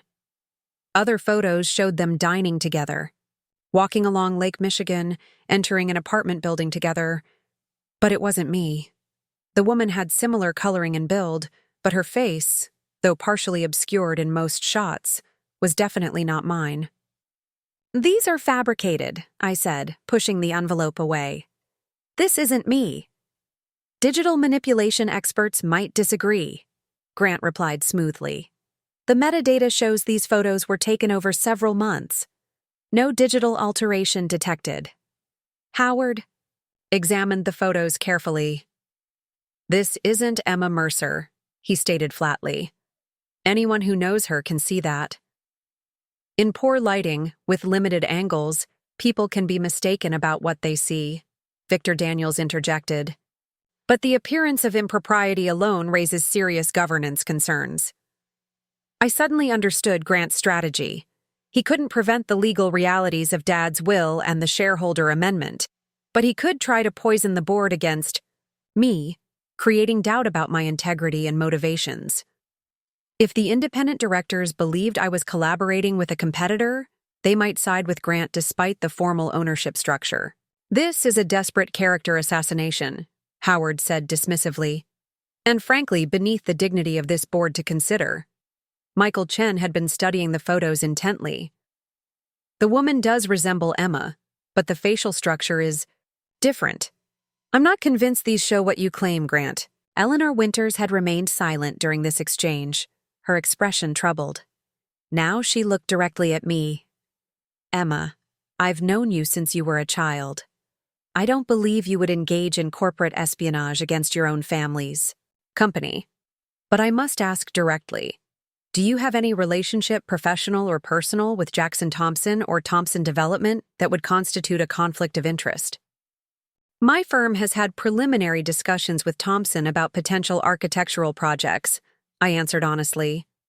As we have with dozens of development companies across the country.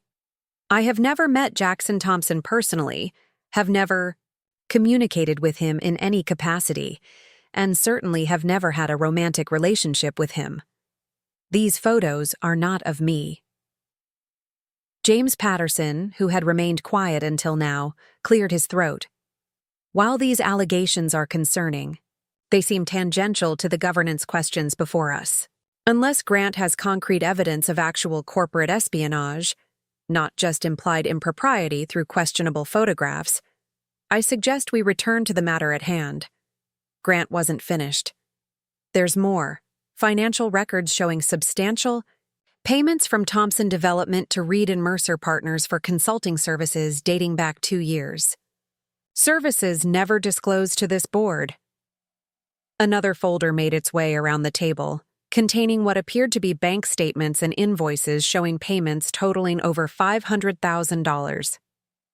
These are completely fabricated, I said, examining the documents. My firm has never received a penny from Thompson Development. We haven't even signed a contract with them, just had preliminary discussions. The financial records suggest otherwise, Grant insisted. Howard had been examining the documents carefully. These bear all the hallmarks of forgery, he observed.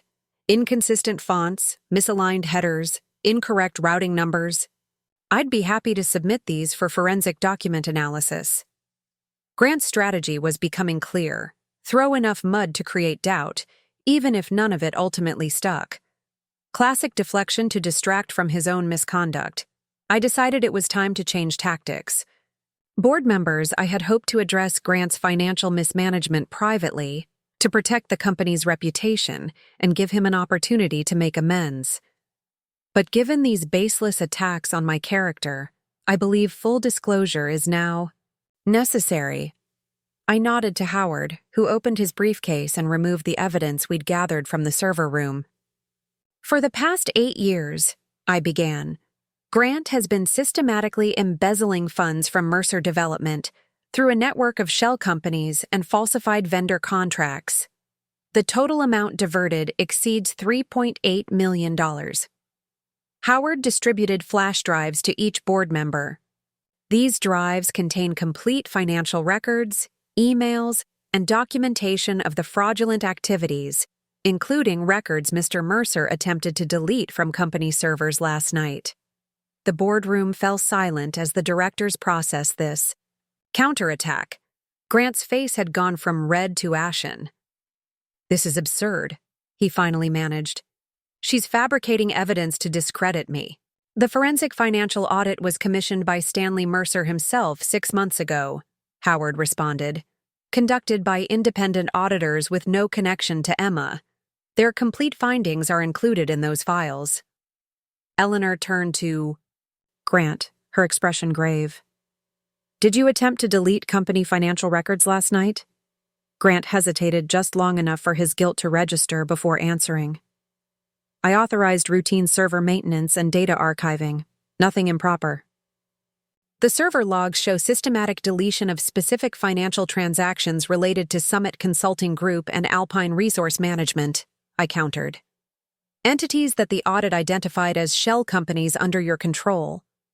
Jason Mills, still seated along the wall, shifted uncomfortably. Stephanie Carson looked down at her hands, suddenly unwilling to meet anyone's eyes. James Patterson turned to Howard. These are serious allegations. Criminal in nature, if true. Multiple felonies, Howard confirmed. Wire fraud, embezzlement, tax evasion, falsifying business records. Michael Chen's eyes had widened as he scrolled through the files on his laptop. These transaction patterns are concerning. The same vendors repeatedly receive payments just under approval thresholds, invoices for services with no deliverables, wire transfers to offshore accounts. Grant stood abruptly. This meeting is over. I won't sit here and be slandered with doctored evidence. Victor, prepare legal action for defamation. Sit down, Grant, Eleanor said firmly. Running from these allegations only makes you appear guilty. I don't answer to you, Grant snapped. As the largest individual shareholder, you answer to the board, Eleanor interrupted. And right now, the board needs answers about these financial discrepancies. Grant looked around the table, suddenly realizing he had lost control of the narrative. His fabricated allegations against me had been dismissed too quickly, and now the focus had shifted to his own misconduct, backed by evidence far more credible than his manufactured photos. His expression shifted to one I'd rarely seen, raw, unfiltered panic. Then something dangerous flickered in his eyes. You want the truth? He asked, his voice unnervingly calm. Fine. Let me tell you something about Stanley Mercer that none of you know. Something that explains everything about this situation. I felt a chill of foreboding. Whatever Grant was about to say, it was the card he'd been holding back, the devastating secret he believed would change everything. Dad wasn't the paragon of business ethics everyone pretends, Grant continued. The real reason he changed his will and amended the shareholder agreement wasn't some noble concern about my financial management. It was blackmail. Grant, Victor warned, placing a restraining hand on his arm. This isn't the approach we discussed. Grant shook him off. Emma threatened to expose Dad's darkest secret unless he changed his will in her favor. A secret that would have destroyed his reputation and legacy instantly. That's completely false, I objected. I never threatened Dad about anything. Grant's smile was tight and bitter. Tell them, Emma. Tell them about what Dad did in 1986. Tell them about Sarah Logan. The name hung in the air like a thunderclap. Sarah Logan. I had never heard it before. Yet Grant had hurled it like a weapon, his expression a mixture of triumph and rage. Who is Sarah Logan? Eleanor asked, looking between Grant and me. I have no idea, I answered truthfully. I've never heard that name before. Grant's laugh was cold and brittle. Of course you'd say that. But we both know the truth, don't we? Howard leaned forward. Mr. Mercer, if you're making specific allegations, state them clearly for the record. Otherwise, this appears to be another baseless attempt to distract from the financial evidence against you. Grant fell silent for a moment, weighing his options. The board members watched him intently, waiting. Whatever revelation he had planned, this was his moment. Sarah Logan was an accountant at Mercer Construction in 1986, he finally said, his voice dropping to near a whisper. The company was struggling financially after the real estate crash, and Dad was desperate to secure a loan to keep everything afloat. Sarah discovered that he had falsified financial statements to obtain that funding, a federal crime that could have sent him to prison and destroyed the company. My mind raced. If true, this would have been years before I was born. Grant would have been only about 6 years old at the time. This is ancient history, if it happened at all, James Patterson interjected. What does it have to do with the current situation? Grant's eyes remained fixed on me. Sarah threatened to expose Dad unless he paid her to keep quiet. When he refused, she mysteriously disappeared. Her car was found abandoned near Clear Creek, but her body was never recovered. Chill ran down my spine as I began to understand the implication. Are you suggesting that Dad was involved in this woman's disappearance? I'm not suggesting anything, Grant replied. I'm stating what I know. Dad made a problem disappear to save the company. A month later, he secured the loan that ultimately launched Mercer Development's growth into what it is today. The boardroom had gone completely silent. Even Howard appeared shocked by this turn. This is an extraordinary and defamatory claim, he finally said. Do you have any evidence to support such a serious allegation? Grant reached into his breast pocket and removed a small key. Safety deposit box at First National Bank, box 1147.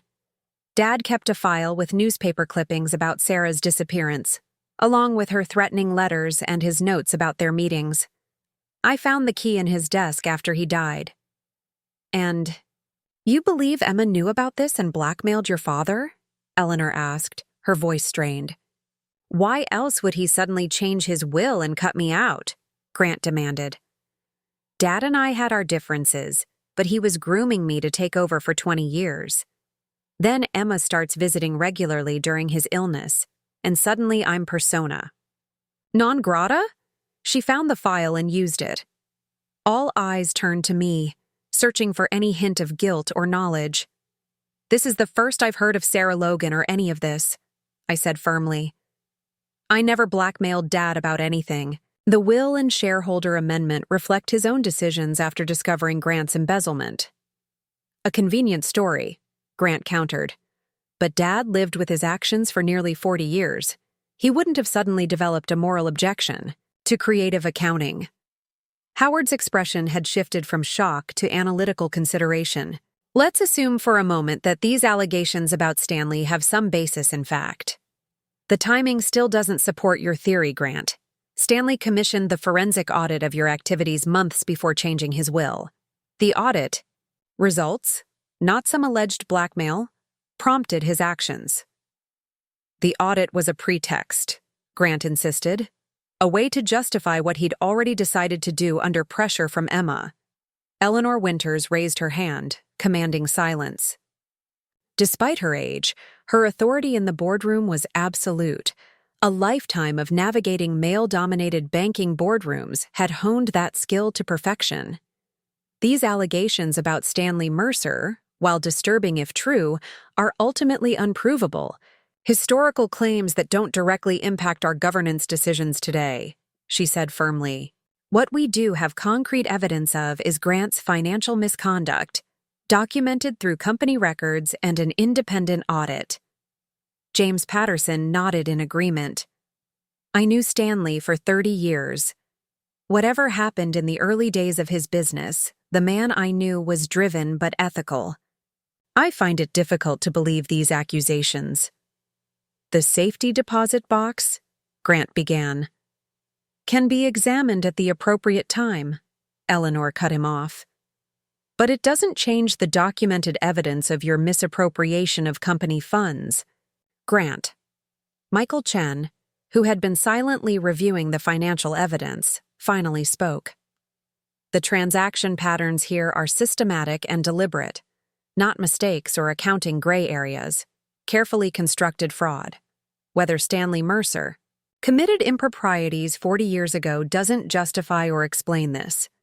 Grant's desperate gambit was failing. He had hoped to create moral equivalence. If Dad had committed financial crimes or worse, then his own actions would seem less egregious by comparison.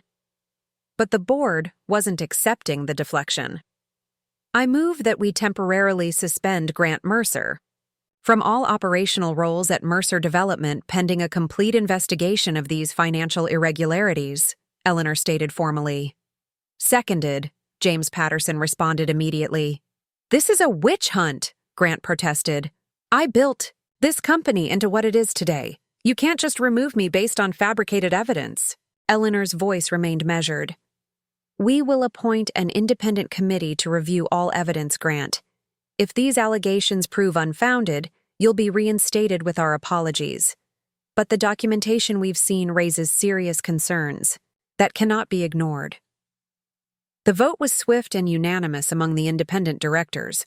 Grant would be suspended with full pay, but no operational authority while the investigation proceeded. I abstained, wanting to ensure the process remained beyond reproach. Effective immediately, Emma Mercer will serve as interim CEO, Eleanor continued. As a major shareholder and board member with relevant industry experience, she is the logical choice to stabilize the company during this transition. I didn't come here seeking that role, I objected, genuinely surprised by the nomination. Nevertheless, it's where we find ourselves, Eleanor replied. The company needs leadership untainted by these financial irregularities. Unless you're declining the position? I glanced at Howard, who gave a slight nod. I'll accept on an interim basis, I agreed reluctantly. Grant's face had turned an alarming shade of purple. This is a coup. A calculated takeover orchestrated by my sister with fabricated evidence. The evidence speaks for itself, Michael Chen noted quietly, and came from your father's investigation, not Emma's. This isn't over, Grant declared, gathering his papers with shaking hands. Not by a long shot. Victor Daniels placed a restraining hand on Grant's arm. We should depart for now. Additional legal responses will be forthcoming. As they moved toward the door, Grant paused and turned back. Check the safety deposit box, Emma. See what kind of man you're really defending. Then ask yourself if you deserve to sit in his chair. The door closed behind them with a soft click that somehow sounded more final than a slam would have. For a moment, the boardroom remained silent, the weight of everything that had transpired settling over us. Well, Eleanor finally said, that was one of the more dramatic board meetings in my 40-year career. James Patterson managed a grim smile. Stanley always did say board meetings should never be boring. The attempted humor broke the tension slightly. Howard began gathering his materials while the independent directors spoke quietly among themselves about next steps. I sat motionless, trying to process not only my sudden appointment as interim CEO, but also Grant's shocking allegations about Dad. Could there be any truth to the Sarah Logan story? The rational part of me dismissed it as a desperate fabrication, but a nagging doubt remained. Dad had built his empire in the cutthroat real estate world of the 1980s, and I knew from industry stories that ethical corners were often rounded during that era. But murder, or whatever Grant was implying, seemed inconceivable. Emma? Howard's voice pulled me from my thoughts. The directors have left. Are you all right? I need to see what's in that safety deposit box, I said, my voice sounding distant, even to my own ears. Howard frowned. That's exactly what Grant wants, to distract you from his crimes with wild allegations about your father. Allegations that, even if partially true, occurred nearly 40 years ago and can't be definitively proven or disproven now. I understand, I replied, gathering my things. But I need to know for myself. By noon, I had been installed in my father's office, now my office, at least temporarily. The space felt simultaneously foreign and familiar, with its panoramic views of Denver and the mountains beyond. Dad's personal items had been removed after his death, leaving behind only the furniture and artwork. A painting of the first Mercer project, a small office building in downtown Denver, hung on the wall opposite the desk, a reminder of the company's humble beginnings. Diane Lewis knocked lightly on the open door, her expression a mixture of concern and relief. Congratulations. I think? The news about Grant is spreading through the building like wildfire.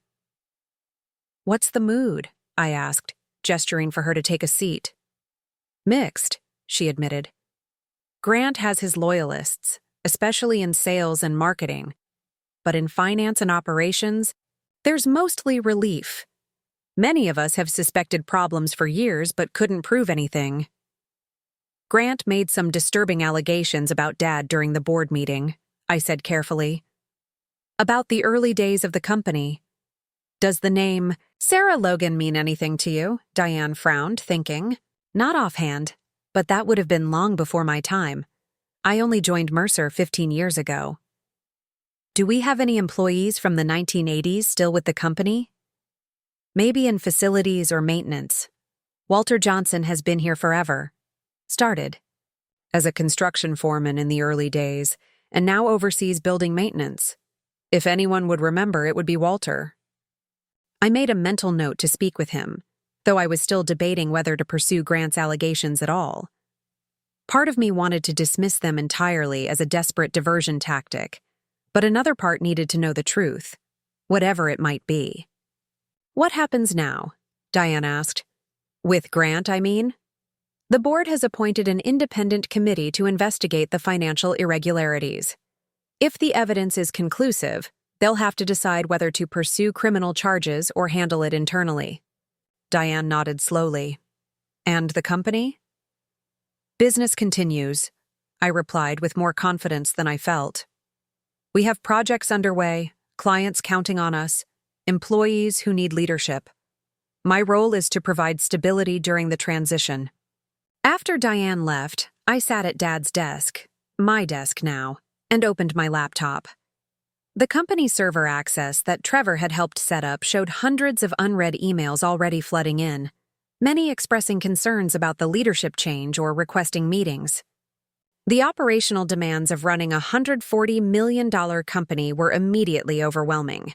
I was still triaging urgent matters when Trevor Williams appeared at my door. I've secured all the financial records and emails we recovered last night, he reported.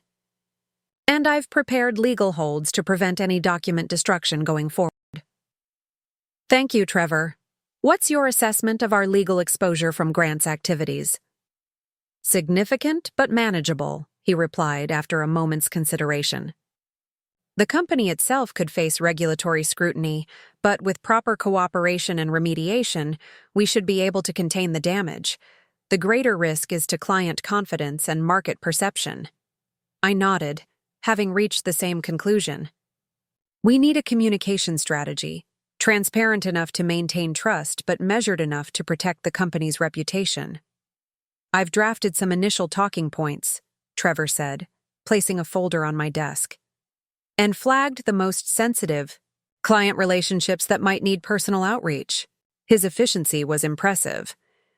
You've been preparing for this possibility. Since I first discovered the financial irregularities, he confirmed. I believe in being prepared. As Trevor turned to leave, I called after him.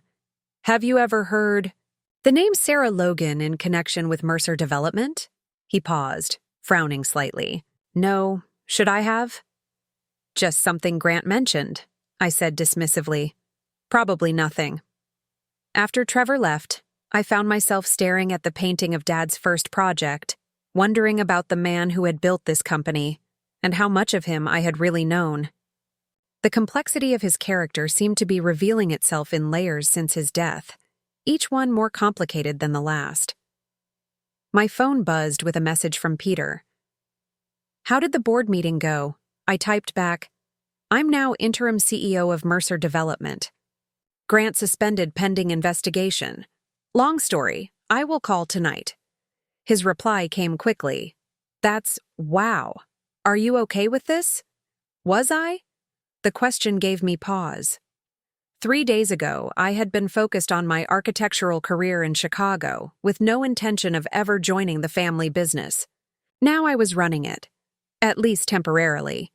The trajectory of my life had altered dramatically in ways I was still processing. Taking it day by day, I finally responded. But I think this is where I need to be right now. At 2 o'clock, I slipped out of the office and drove to First National Bank downtown.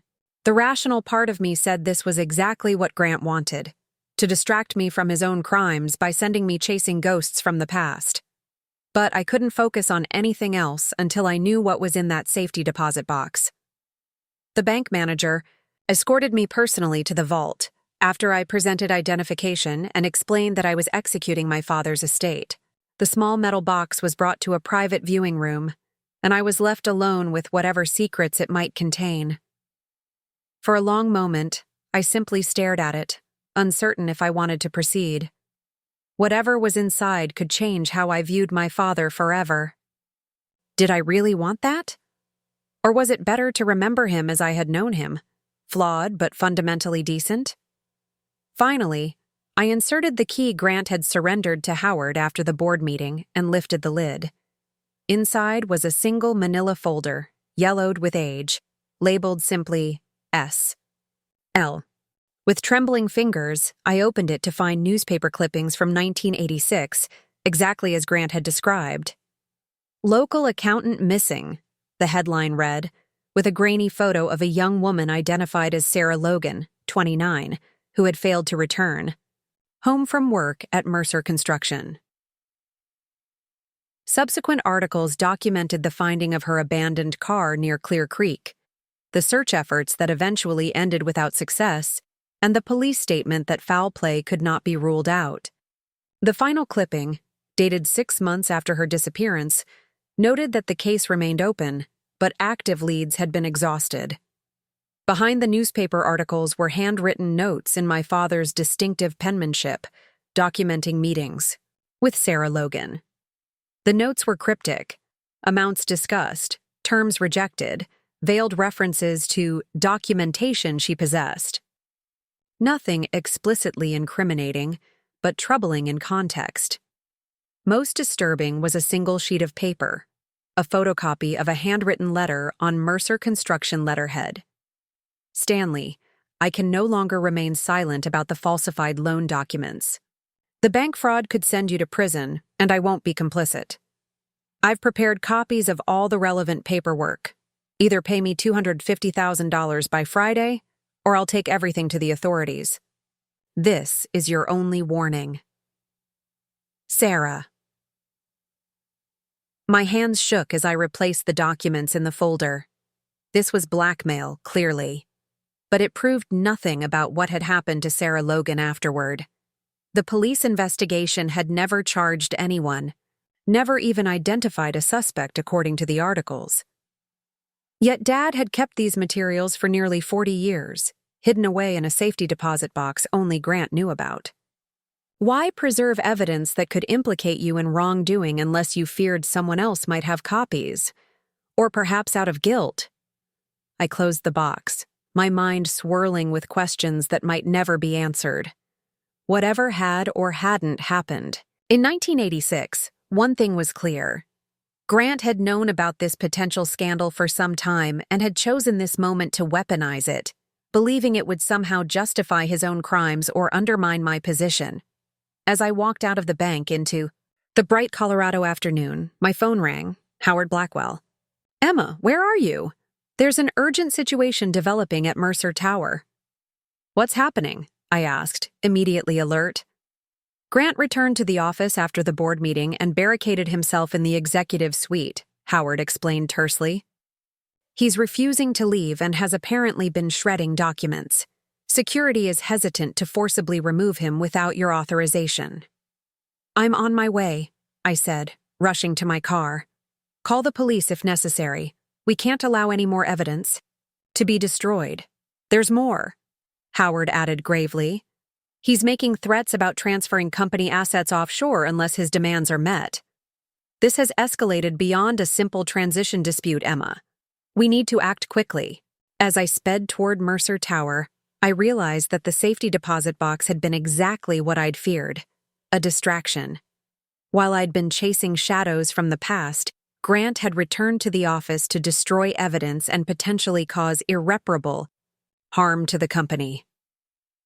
Whatever moral ambiguity might exist around Dad's past actions, the present danger was clear and immediate.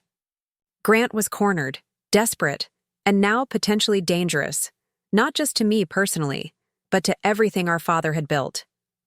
The afternoon sun reflected blindingly off Mercer Tower as I pulled into the underground parking garage. Security. Personnel were stationed at the entrance, clearly on high alert.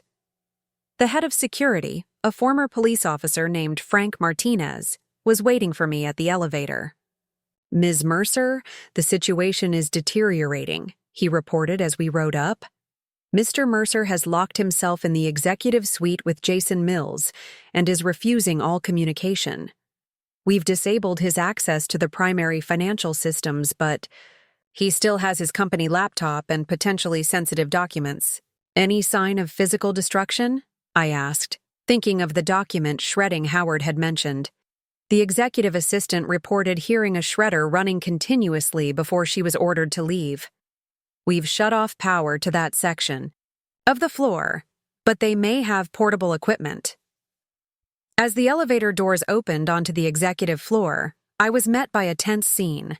Several security guards stood outside the frosted glass doors to the executive suite, which had been locked from the inside. Stephanie Carson, the marketing director who had been firmly in Grant's camp at the board meeting, now hovered anxiously in the hallway. "He's lost it," she said immediately upon seeing me. "Completely lost it. He's in there talking about transferring millions to offshore accounts and deleting server backups." "I thought you were on his side," I remarked, studying her closely. She shook her head, fear evident in her eyes. "I supported him professionally, but this is criminal.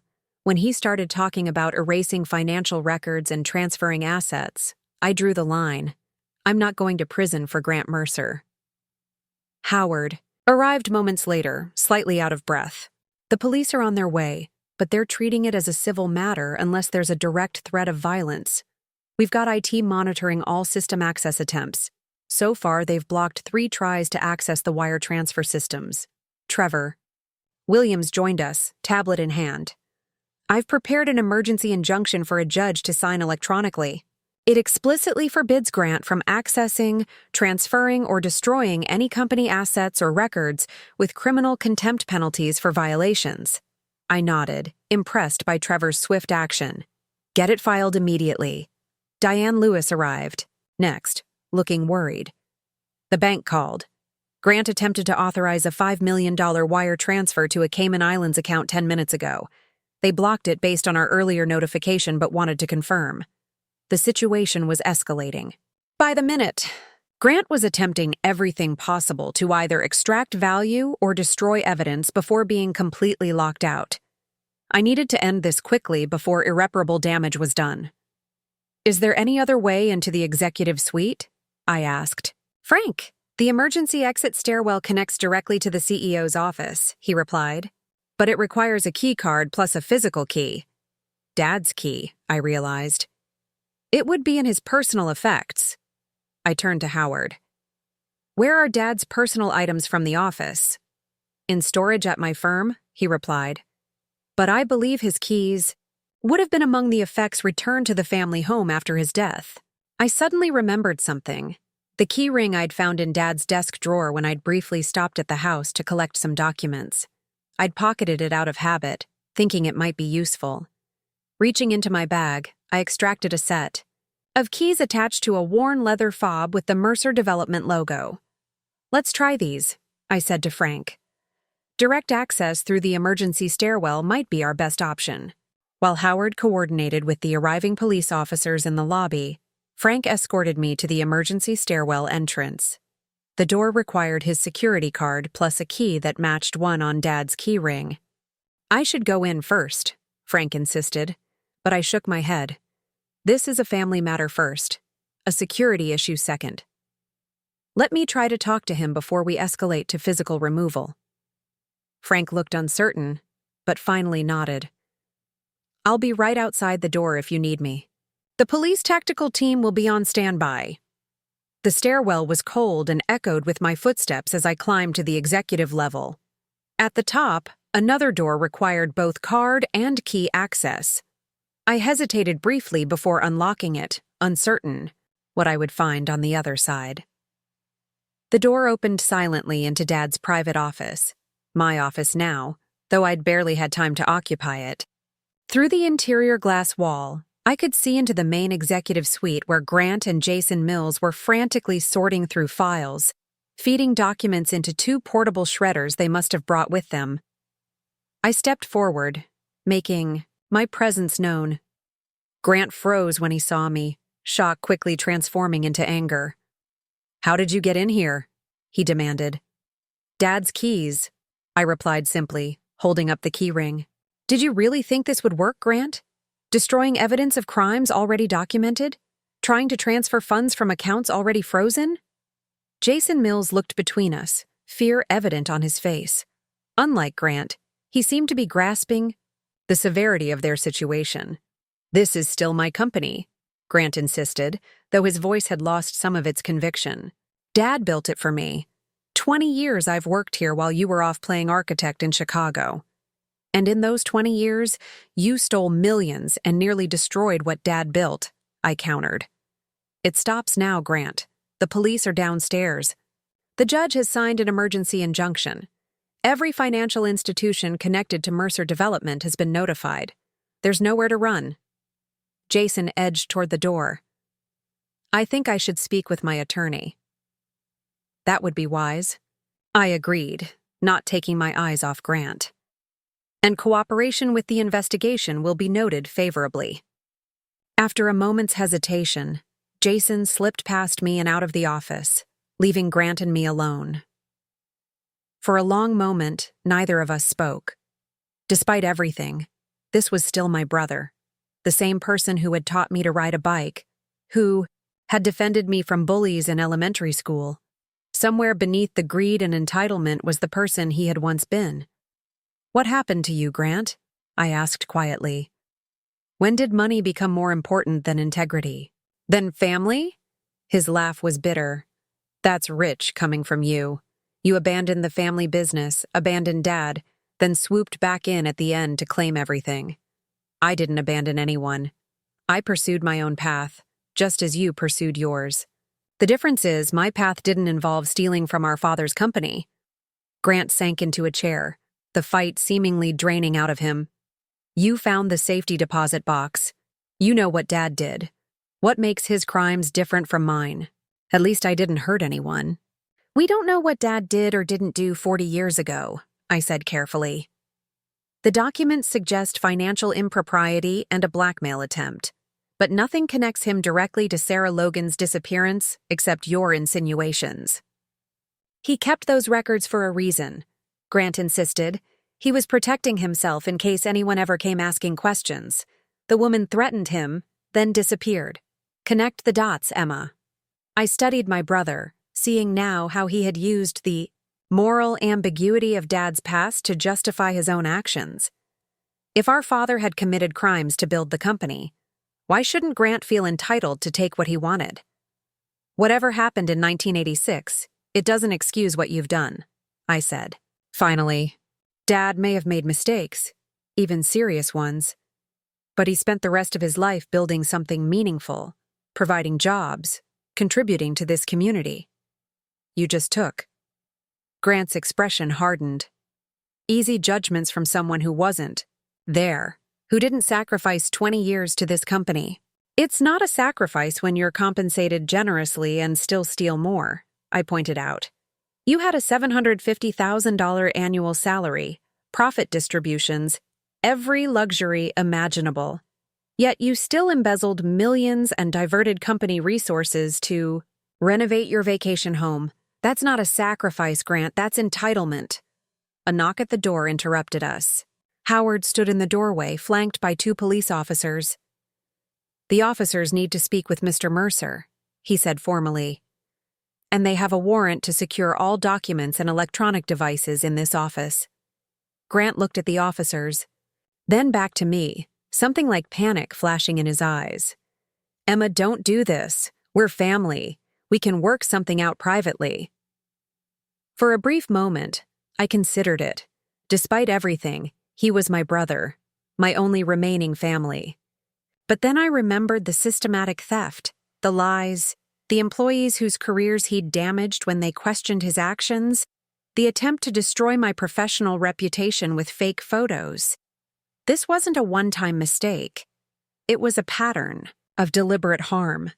It's out of my hands now, Grant, I said quietly. The board has authorized the investigation. The evidence has been preserved. The legal process will determine what happens next. As the officers approached, Grant made one final appeal. Dad would have handled this privately. He would have protected the family name, the company reputation. Dad made his choice when he changed his will and the shareholder agreement, I replied. He chose accountability, even knowing it might become public. I'm honoring that choice. The officers escorted Grant from the office, reading him his rights as they led him toward the elevator. Howard watched them go, then turned to me. You did? What needed to be done? He said gently. Stanley would have understood. Later that evening, I sat alone in Dad's study at the Cherry Creek house, surrounded by the artifacts of his life, photographs of construction projects, industry awards, family pictures from happier times. The events of the past few days had been overwhelming, transforming my life in ways I couldn't have imagined when I'd arrived for the funeral. My phone rang, Peter calling from Chicago. You sound exhausted, he said when I answered. It's been the most intense week of my life, I admitted. Grant's been arrested. The company is in turmoil, and I've discovered things about Dad that I'm still trying to process. Do you want me to come to Denver? Peter offered. I can be on a plane tomorrow. I considered it for a moment. Not yet. I need to stabilize things here first, figure out my next steps. But soon. After hanging up, I turned my attention to the manila folder from the safety deposit box, still trying to reconcile the father I'd known with the young businessman who might have been involved in something dark and unresolved. A knock at the study door interrupted my thoughts. To my surprise, Eleanor Winters stood in the doorway. Howard told me I might find you here, she said. May I come in? I nodded, gesturing to the chair across from me. Eleanor had been my mother's closest friend before her death and had known our family longer than almost anyone still living. Grant told the board about Sarah Logan, I said, indicating the folder on the desk. Did you know about this? Eleanor sighed deeply. I wondered if that would ever come to light. Yes, I knew Sarah. We weren't close, but she worked for the company when I was handling Mercer's banking relationship. Was Dad involved in her disappearance? I asked directly. Eleanor's eyes widened. Good heavens, no.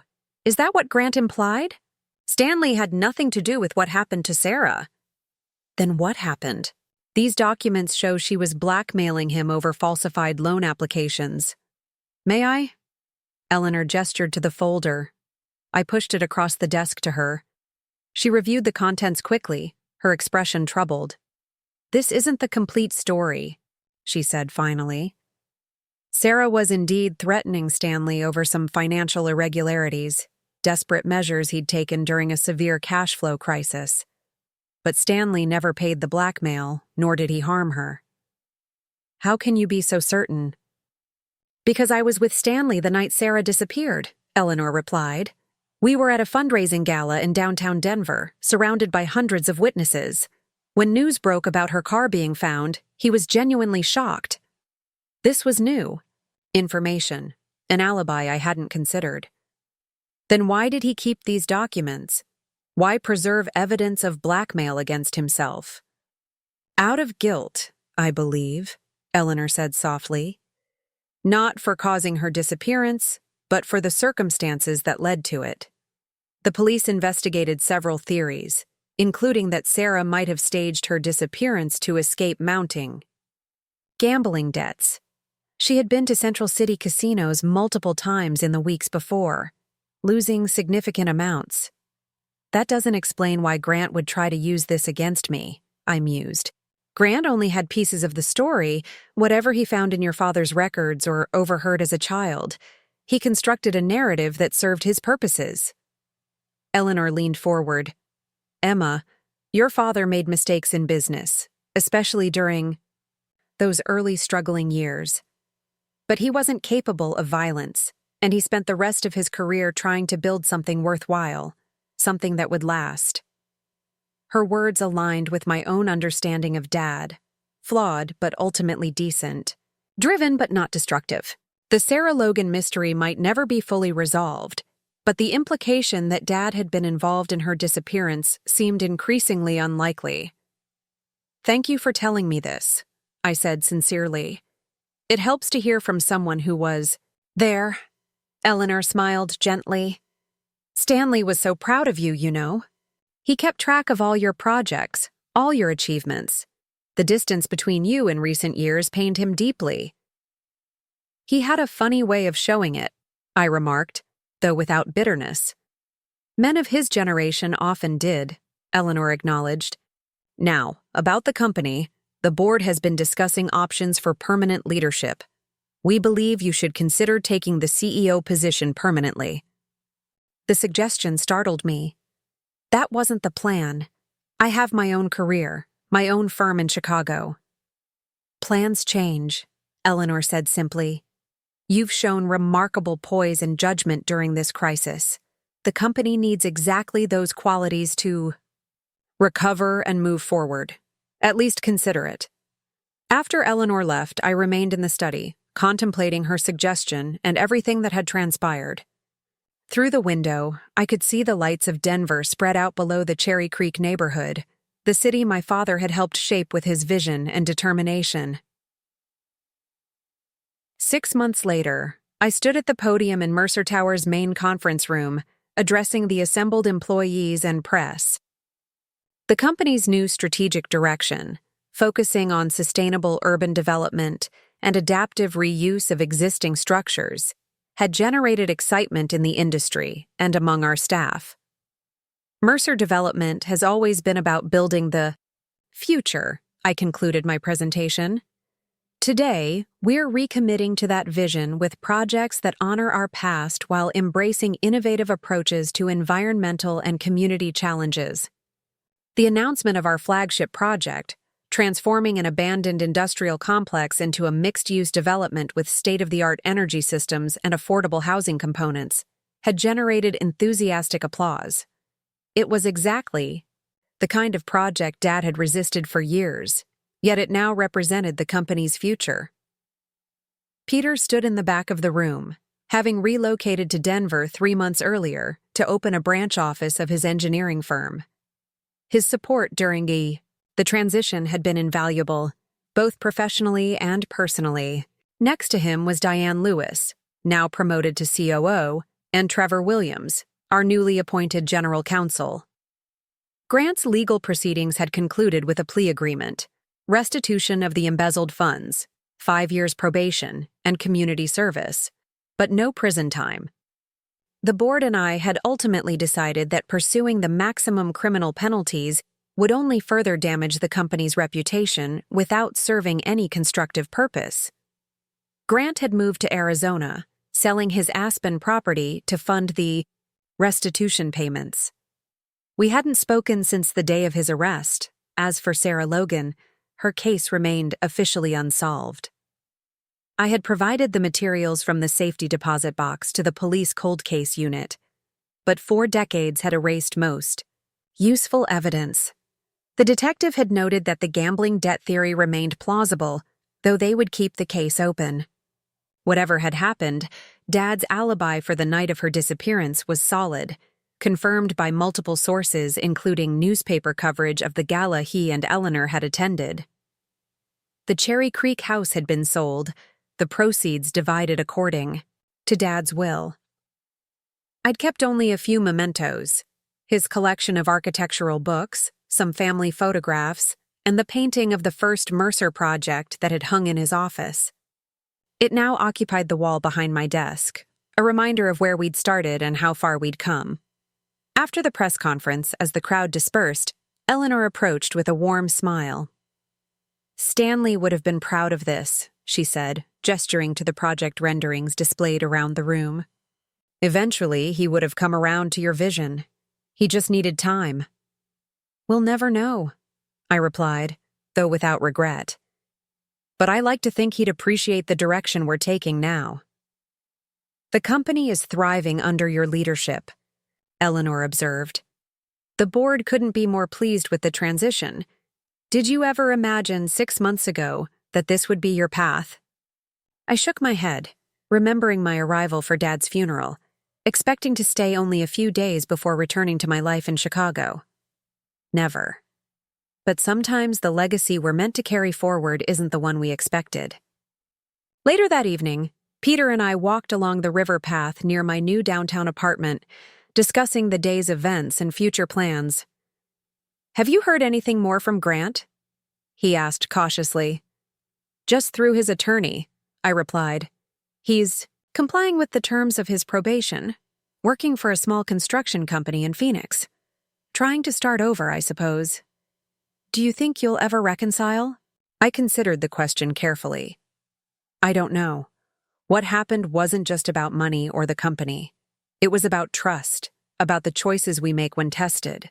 Grant failed that test in just about every way possible. "People can change," Peter suggested. "They can," I agreed. "But that change has to come from within, not from external pressure or consequences. If Grant ever truly recognizes the harm he caused and wants to make amends, I'll be open to that conversation. But I'm not holding my breath." We paused at a viewpoint overlooking the city, the lights of Mercer Tower visible in the distance among the downtown skyscrapers. The company Dad had built, that Grant had nearly destroyed, that I was now reshaping for the future. All part of a legacy more complicated than I'd ever imagined. "What about the Sarah Logan mystery?" Peter asked. "Does it bother you that you might never know the full truth?" "Sometimes," I admitted. "But I've come to accept that we rarely get complete answers about the past. What matters is how we use what we do know to guide our present choices. Dad made mistakes, possibly serious ones, but he also created something valuable and meaningful. My job now is to build on the best parts of that legacy while correcting the flaws." Peter nodded, understanding. "A pragmatic approach to a complicated inheritance." "Exactly." I smiled, taking his hand as we continued our walk. "When Dad left me that money, I never imagined it would come with such responsibility or opportunity. But now that I'm here, I can't imagine being anywhere else. The path curved along the river, leading back toward the lights of the city my father had helped build, that my brother had tried to exploit, and that I was now helping to reimagine. Not the legacy I'd expected, but one I had chosen to embrace, with all its complexities and possibilities. Grant had demanded my inheritance and attempted to steal our family legacy. But in the end, that legacy wasn't just about money or property, or even a company. It was about values, choices, and the willingness to build something that outlasts a single lifetime. By that measure, I had inherited far more than $20 million. I had gained the chance to define what the Mercer name would mean for generations to come. Looking for more? We've got 2 amazing stories ready for you right on screen. If this one touched you, these are absolutely worth your time. Click to watch them now. And hey, subscribe and hit that bell to never miss our latest uploads.